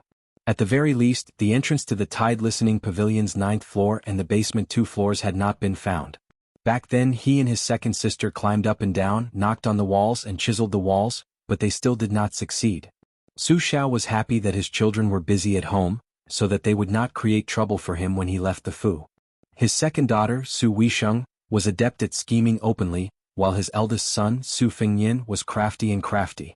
As long as these two fellows stayed together and whispered to each other, even the De Zhuguo would be frightened. Su Fengyin planned to have dinner with the little girl and the little monk from the north and the south. On the way there, his hands continuously drew circles. The Fu's servants and maids only found it amusing, but they did not understand the slightest bit of it. However, they all praised His Royal Highness's martial art as matchless. Whenever Su Fengyin came across a servant girl with an above-average beauty or a graceful figure, he would take advantage of her. Sweet Potato followed behind him, unconcerned. If a little servant girl dared to fight for a man's favor, she would be beaten to death by a stick if she was not careful. Sweet Potato was not stupid enough to be arrogant just because she was pampered.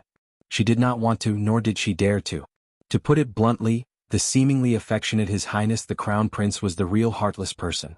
Green Ant's personal maidservants in Wutong Garden probably hadn't noticed this. But that didn't mean that Sweet Potato didn't love His Royal Highness from the bottom of his heart. On the contrary, such a master could make Sweet Potato, who was as proud as Blue Bird, work for him wholeheartedly. Su Fengyin did not know about Sweet Potato's complicated thoughts. He just chuckled softly and said, "This set of 108 styles has no name. I don't know where Bull Rider found it. The more you practice it, the more interesting it becomes. You need to sink your waist into Tai Chi, walk in the 9 palaces and form yin and yang.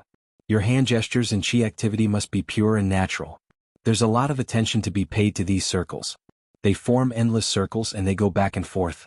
Sweet Potato, if you like, I'll teach you." Sweet Potato quickened her pace. Her magnificent chest, which was second to none in Wudong Garden, pressed against His Highness the Crown Prince's arm. Her autumn eyes were misty as she said, "Then your Highness must teach this servant step by step." Su Fengyin didn't even turn his head. He just quietly nudged the snow-white pigeon under her clothes with his elbow. As her chest trembled, her charm rippled. He could clearly feel His Royal Highness' charm. He smiled frivolously and said, "I can draw 108 circles here."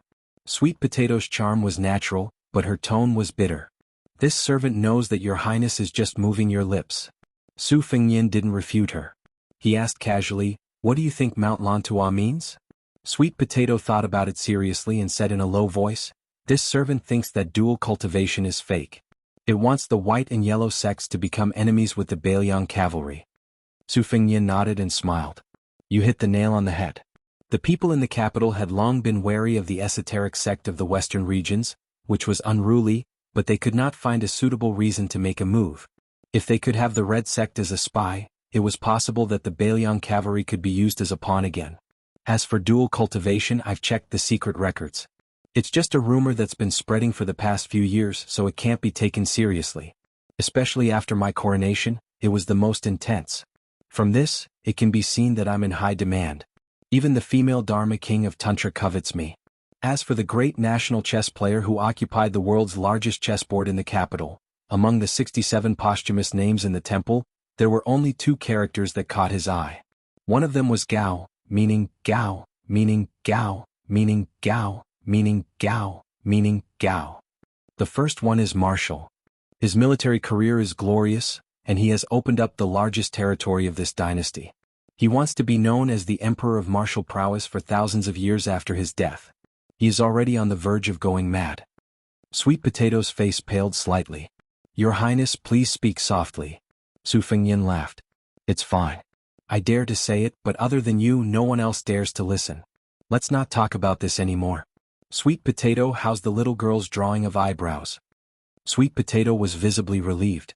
"For the time being, I've only taught her Xiao Shan Mei and Conk Dai Dai.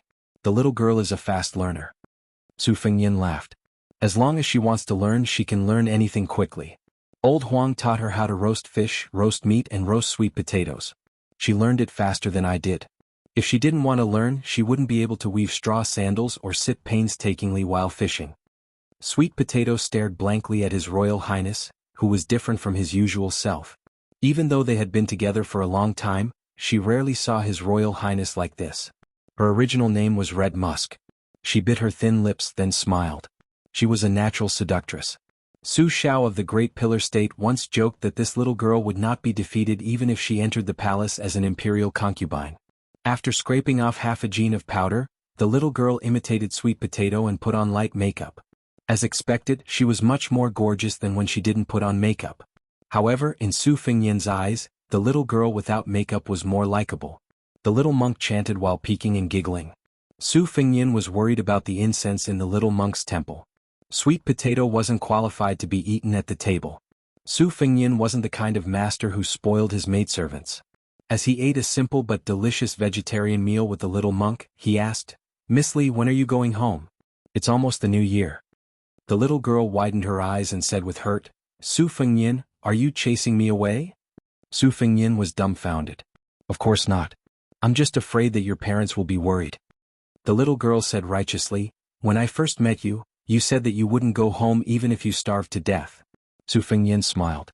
"I was just angry." The little monk, who had been eating with his head lowered, raised his head and interrupted, "We really have to go back to the temple." The little girl said angrily, "Shut up."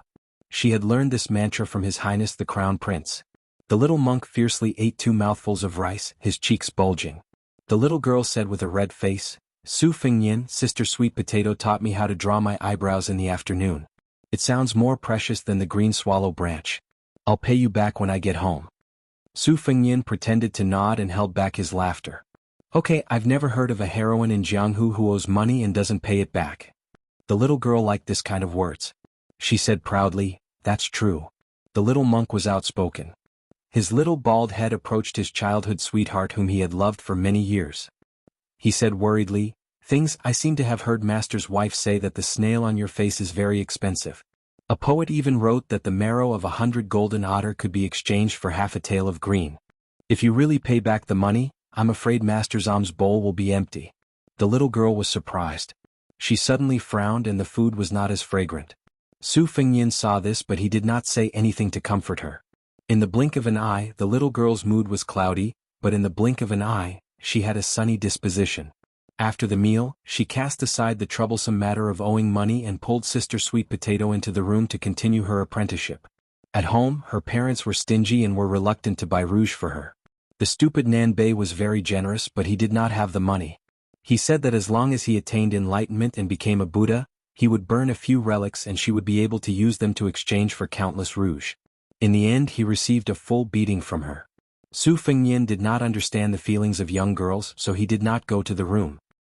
He saw the little monk take off his kasaya and wash it in the courtyard with a bucket of water and a wooden board. He was obviously used to being a cow and horse in the little girl's temple. Su Fengyan squatted by the side and looked at the white ivory hook on the green kasaya. He smiled but did not say anything. The little monk said nervously, "Your Highness, this kasaya can't be used as money for rouge. I'll be beaten to death by Master if I give it to you." Su Fengyan smiled and said, "Don't worry, I don't want your kasaya. You wear it very well." The little monk was still a little vigilant. Su Fengyan asked, "I remember that abbot is a Taoist term. It's the name of the leader of Taoism's 10-direction forest. How did it become Buddhism's?" The little monk was washing the kasaya. He was a simple-minded person and did not hear the teasing in His Royal Highness' words. He answered seriously, "In terms of the origin of the word, abbot, the Vimaksha Sutra of India was written 100 years earlier than Taoism's Ben Ming Sutra. Moreover, Master told me that although the great abbot of the temple only lives in a small bedroom of 1 square foot, it can accommodate 3,000 small worlds and 3,000 lion forests. Listen, it's much more powerful than Taoism's heart of heaven. My master has never lost a debate. Oh, he only lost to Master's wife." Su Fengyan was speechless and said, "You Buddhists are powerful, but your master is more powerful." Su Fengyan saw Blue Bird standing at the door of the courtyard. He got up and walked over. Blue Bird said sternly, "I heard that the second princess left the main group and rode alone. The 2 groups of Jianghu people are ready to make a move and are preparing to go out of the city." Su Fengyan took off the jade pendant from his waist and threw it to Blue Bird. He squinted and said, "These people are in a hurry to be reincarnated? Go and take the 200 riders of the Phoenix Battalion. Don't forget to take the crossbows and kill them all." Blue Bird turned and left. Su Fengyan stood at the door. Outside the door there was danger everywhere but inside the door it was peaceful. The little monk hung up the washed kasaya and looked inside the room. It's another sunny day. "Lizzie, Master said that I have no comprehension ability and you also said that I am stupid. I don't practice the 2 dhyana in our temple. You are my Diana and you are beautiful." Chapter 68. Although there were 300,000 cavalrymen stationed at the border, the Beiliang border was never peaceful. The Yanlu king, Jiaodong king, and the other vassal kings all reported their safety in the same way. Only Su Xiao, who had a different surname, complained to the court every year. Beimeng also cooperated, sending troops to disturb the border every few days. There was a small battle every year and a big battle every 3 years. Both sides had their victories and losses. As time passed, the officials in the court began to complain that Su Xiao had ulterior motives and that he was not satisfied with splitting the land and sealing the border. These scholars, who saw themselves as the trusted aides of the dynasty, were mostly reprimanded by the emperor in the palace. Those who were slightly more serious were demoted out of the capital. Often, after accumulating enough experience in the local provinces, they would be recalled to the central government every 5 or 6 years and given important tasks. As time passed, the scholars who were slow to realize that this was a shortcut to the south. In these years, Lame Su was an unavoidable barrier in the hearts of the scholars. If they did not scold him a few times, they would be embarrassed to call themselves loyal officials. At the last meeting at the end of the year, the newly promoted Grand Scholar of Wuying Hall, Wen Shouxin, had his servants carry a coffin all the way to the gate of the imperial city. The important official, who was not even 50 years old, asked for death with a blood letter in order to get rid of the emperor's subordinates. The scholars in the capital all clapped and cheered. In Beiliang, the Su flag flapped in the wind. Under the flag, the great pillar of the country, Su Xiao rode slowly. There was only one handsome man beside him. His face was like jade and he had the spirit of a scholar. However, he was dressed in military attire. He did not carry a sword and was empty-handed. A fine jade belt was tied around his waist, making him stand out from the crowd. The rest of the northern Liang's generals had to pull a long distance away from him. Su Xiao received a secret report from the capital and laughed lightly. Get rid of the emperor's subordinates? I am thousands of miles away from the emperor. These old scholars don't know how to save their energy to go home and deal with the beautiful concubines in their rooms. The elegant man in his 30s smiled but did not say anything. He rode beside Butcher Su Xiao. His expression was calm, and his imposing manner did not lose out too much. The common people all over the world said that the powerful king of Beiliang had a hunchback because he was burdened with hundreds of thousands of lonely souls and wild ghosts who refused to return to their homes. The reason why he was crippled was that he was tied down by the vengeful spirit of the #1 general of the old 9 kingdoms. These common people took delight in talking about it, so naturally, they would be scoffed at by the scholars who considered themselves as officials. Lame Su had been in the army for his entire life and had been injured countless times. How was he a devil with 3 heads and 6 arms? He was clearly a martial artist who had usurped power. Furthermore, how many years had it been since Lame Su had returned to the capital? Other than the older officials in the court, most of them had never interacted with the Pillar State before. They had never even met him. Under the heavens, who would be intimidated by this false reputation? Su Xiao gripped the reins and looked toward the northeast. With the horsewhip in his hand, he raised his arm and pointed to several places. He sighed ruefully, I have not been there for too long. The old fellows who opposed me for several decades are either old or dead. It seems like no one remembers my vicious and merciless methods. Right now these young people are remonstrating with death. It is indeed lively, but it lacks a bit of sincerity. If this goes on, sooner or later these scholars will harm the country with their idle talk. What happened to West Chu in the past? They won the hearts of the people and the hearts of the scholars. Right now Beimeng is valiant like wolves and tigers. They have coveted the country for a long time. I dare say that as soon as the Beiliang cavalry retreats, just relying on those cowardly generals of Yanlu and Jiaodong, they will cry for their father and cry for their mother after several charges. The barbarians in the southeast are hard to tame. Suppressing them will lead to peace, retreating will lead to rebellion. Rebellions are unpredictable. It is hard to guarantee that there are no traitors or traitors fanning the flames behind the scenes. The western region's military, civil and religious forces are integrated into one body. They are known to be a solid piece of iron, virtually impervious to oil and salt. I don't care, the well water does not interfere with the river water. Alright, now even that esoteric Buddhism's red sect is starting to have designs on my son. Go to her place for Xianxia? Won't that make me a son-in-law who lives in his family? This woman is really tired of living. Do you believe that Laozi will take the cavalry and kidnap her from Mount Lantua to Beiliang and make her my son's slave? The elegant-looking man's smile deepened. He did not doubt that the Pillar State would march straight into the western region for thousands of li. It was not appropriate for the cavalry to go east, but if the horses' hooves were to go west, the imperial court would be very happy to see it happen. This man did not speak much. He held the reins with one hand and put the other hand on his waist buckle. This dragon-patterned jade buckle had a very deep history.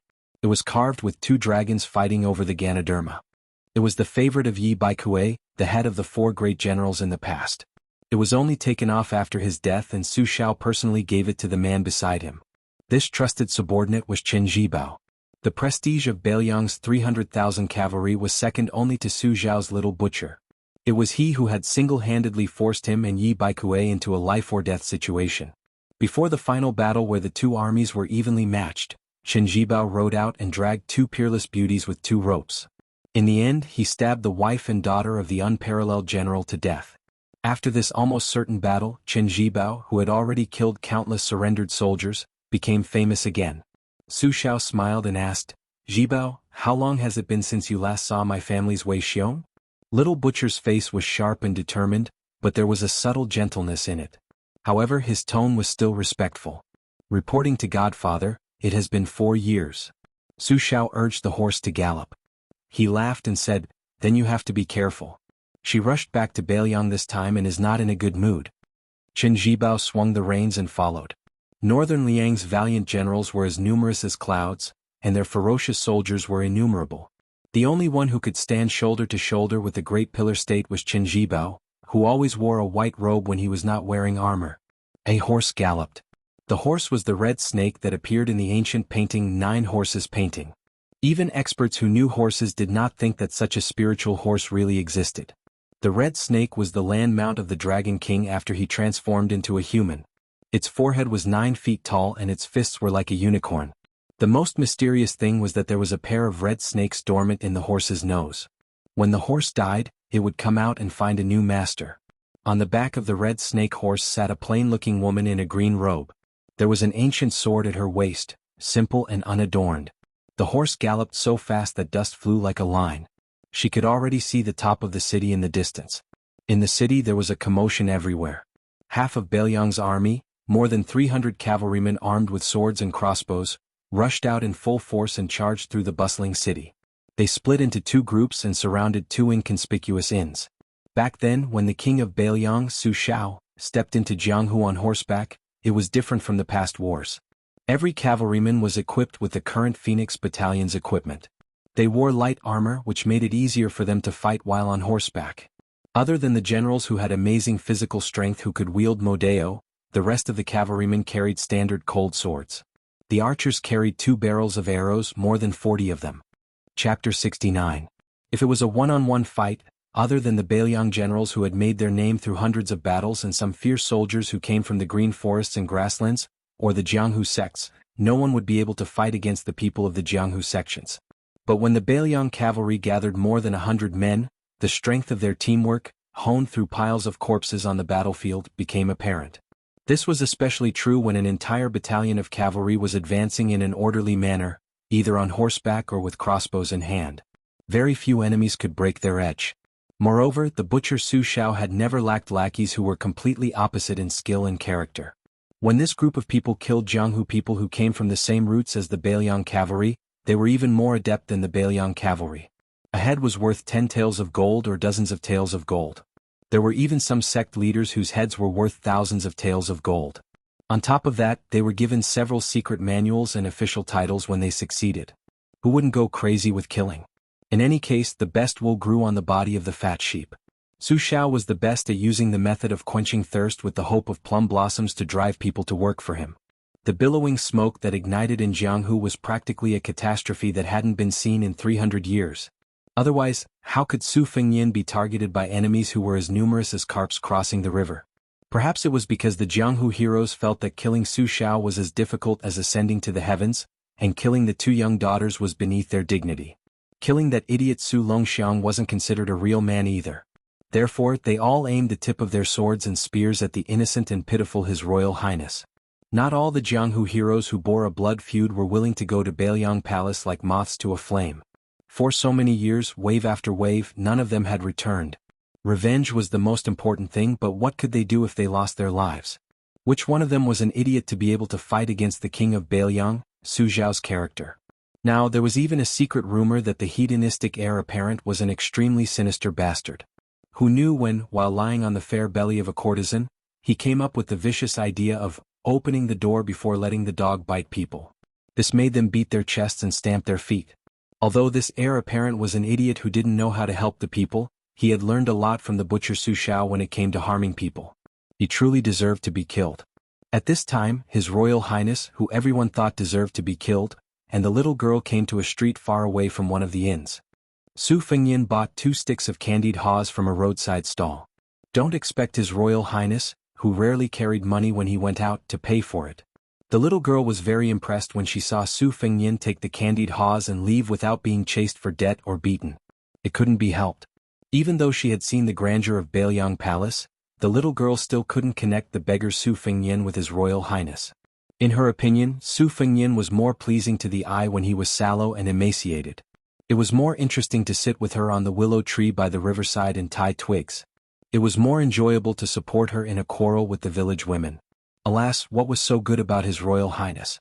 A penniless Su Fengyin was enough. The little girl stuck out her tongue and licked the candied haws, thinking very gloomily. Su Fengyin said that a young girl's feelings were always poetic. So, at her age, no matter how gloomy or sad she was, she would still look good. When she became a young married woman, she would be finished. He said that a young married woman's feelings were always poetic. She didn't quite understand, but she knew that it was definitely not a good thing. Every time he laughed wickedly, someone would suffer. Where did old Huang, who had suffered the most, go? She thought for a while and didn't ask. Su Fengyin chewed on the candied haws and was in a good mood when he heard the cold whooshing sounds of crossbows in the distance and the mournful wails that followed. He wasn't worried about scaring the little girl beside him who wanted to go out with him. In the past, Su Fengyin and old Huang had worked hard to set a trap and catch a small wild boar. At first, Su Fengyin didn't get the hang of it, and his knife wasn't sharp enough. The wild boar with rough skin and thick flesh didn't die after a few stabs. She couldn't stand it and took the knife to stab the wild boar to death. No wonder she said that she wanted to be a heroine and not one of those noble ladies who smiled without showing their teeth. Su Fengyin liked her as if she was his own sister. So, she was different from anyone else in the prince's residence. She was probably old Huang's only close friend when he was alive. Su Fengyin stopped chewing on the candied haws and stared at the young man and woman at the corner of the alley in front of him. The little girl looked up and saw Su Fengyin laughing wickedly again. She only pulled on his sleeve and cleverly didn't say anything. Su Fengyin blinked and shook his head at the little girl, then walked forward alone.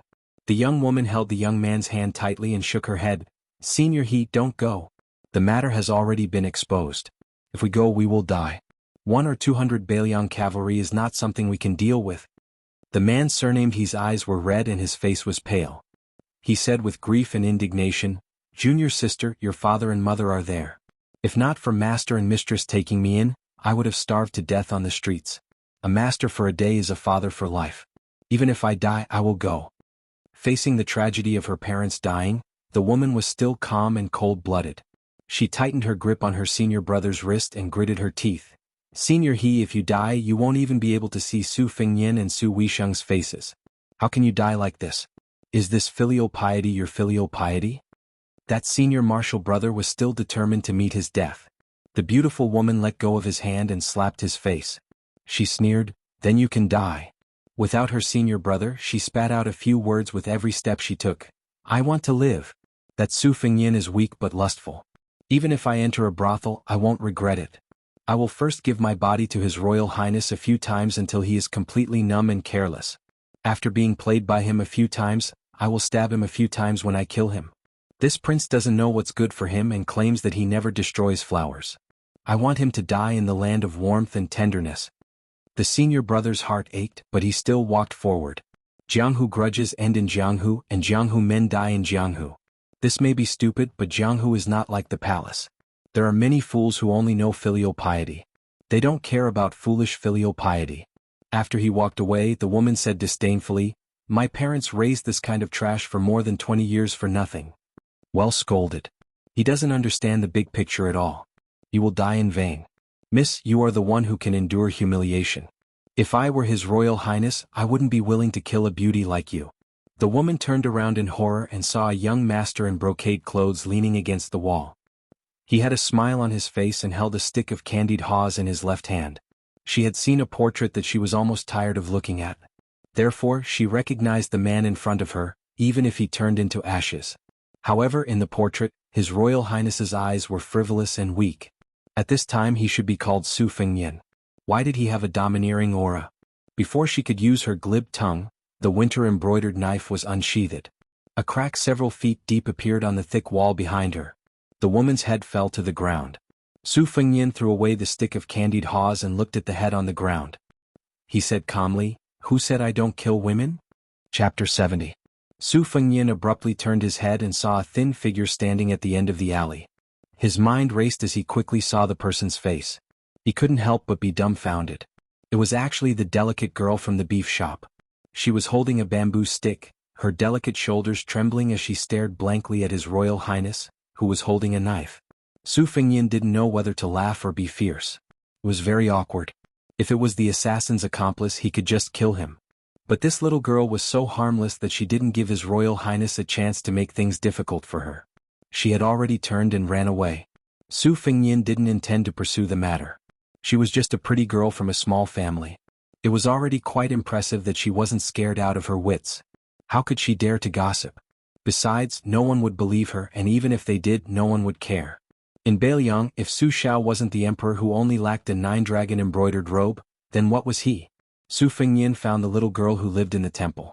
She was still fighting with the sugar-coated hawthorn with her small mouth. She probably thought the hawthorn was too sour, so she only bit off the rock sugar on the outside. She couldn't bear to throw away the rest, nor was she willing to eat it. She just stood there waiting for him. Su Fengnian didn't stand on ceremony and took the hawthorn, swallowing it in a few bites.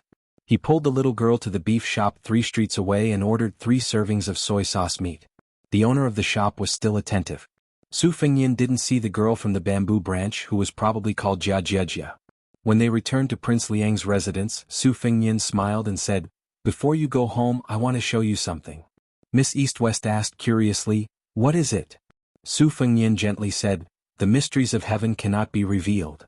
The little girl curled her lips and said, "My father said that the mysteries of heaven are all lies." Su Fengnian didn't think much of it and took her back to the residence. They first went to Wudong Garden. As soon as they entered the courtyard, he clapped his hands. When they heard the clapping, all the servant girls, including Sweet Potato, Green Ant, and Cucumber, stopped what they were doing and rushed out of the building. They piled up in the courtyard, chattering and laughing, all of them looking forward to it. Although the little girl had seen Sister Sweet Potato, when so many beautiful sisters suddenly appeared, she was still a little dazed. She only heard Su Fengnian say, "The rules are the same as before. Go to the top of the mountain around this time tomorrow." The sisters burst into laughter, beaming with joy, and dispersed. After Su Fengnian sent the little girl who was in the dark back to her residence, he walked alone to a music hall called Chu Shu Bao Down. It was a 5-story building. There were bells, drums, zither, and cymbals in the hall. There were all kinds of instruments. There were more than 10 great musicians and music officials, and more than 160 little musicians. There were even more singers and dancers. These people were all raised by His Royal Highness for free. In the entire Liangdi, other than him, no one else could afford to raise this music hall. On the first floor there was a large set of bells. There were as many as 8 sets of 65 bells. The bell racks were 2.5 meters high and were divided into 3 layers. They were arranged in a curved ruler shape, looking magnificent. The largest bell was as tall as a person and almost 500 caddies. This was the so-called bell chime, that signified the height of wealth and rank. The bell chimes were here. The Liang dynasty followed the ancient etiquette. There were 8 sons of heaven, 6 dukes of princes, 4 marquises and 2 scholars. Therefore the Beiliang Palace dance team could have 6 sons of heaven and 48 sons of heaven. Su Fengnian did not engage in honest work. For a period of time he was obsessed with etiquette and music. He was most fond of the secular music of Shu, which was recognized as the most decadent sound in the world. He was also good at the Grand Chu music, which was praised by the sons of this old man. His Royal Highness was able to play all the courtesans in Liangdi, big and small, not just by throwing money at them. The bell was the head of all the music. Su Fengnian lightly tapped the bell to test the sound. He frowned. The casting of the bells in the prince's mansion was superb. The shape was vigorous, the thickness was appropriate, and the range was wide. However, they were only used a few times a year, so it was inevitable that there would be some deviation when the sound was changed. Half of the 60-odd bells in this group were made by him and Su Weisheng. They were the most sensitive to the sound of the bells. If one were to say that Su Fengnian was idle, it would not be wrong to accuse His Royal Highness, who was born in a first-class noble family. Making bells was more time-consuming and exhausting than leading an evil dog and servant out on the street to molest a good girl. Was he really going to become a bell maker in the future? It was not only the bells. Su Fengnian also studied the sheng. Following his second sister, who knew everything, he improved the 13 and 17 movements to 24 and 36 movements, like the clear cry of a young phoenix. Su Fengnian bent down and stretched out his finger to strike the bell. The sound of the bell was melodious and vigorous. When the sound weakened, he said softly, "Come out." Killing two birds with one stone. Yu Wei, who had been upstairs all day, came down. After the winter solstice, it was a good day for the rhythm of the yellow bell. She was wearing a snow-white fox fur coat, untainted by dust, slim and elegant. Little Li walked in through the door. She had been tiptoeing and secretly following His Royal Highness to the music hall where Chu and Shu musicians bowed their heads. She could barely be considered a girl next door who had just grown up, but in the Bailiang Palace where beautiful maids were everywhere, she really did not stand out. Even the dancers and singers who were kept as playthings by His Royal Highness could not compare to her. Fortunately, the little girl had not reached the age where she would consciously be jealous of others. She only wanted to be a carefree heroine in the Jianghu. She was ignorant and did not know how to compete with others. The little girl giggled and jumped to Su Fengnian's side. She touched the big bell curiously and said with a look of admiration, "Su Fengnian, you know about this?" Su Fengnian smiled and said, "I know a little." The little girl said regretfully, "I'm far from it. My mother said that I'm tone deaf since I was young. It's worse than the chanting of the monks at home." Su Fengnian joked, "I already learned about it when I taught you how to whistle." The little girl raised her foot to step on Su Fengnian, but her foot was dodged. The little girl was unwilling to give up and began to chase His Royal Highness. Yu Wei, who was standing at the stairs, sighed softly, "This little girl is really brave." After fooling around for a while, Su Fengnian saw Blue Bird standing at the door with an unnatural expression.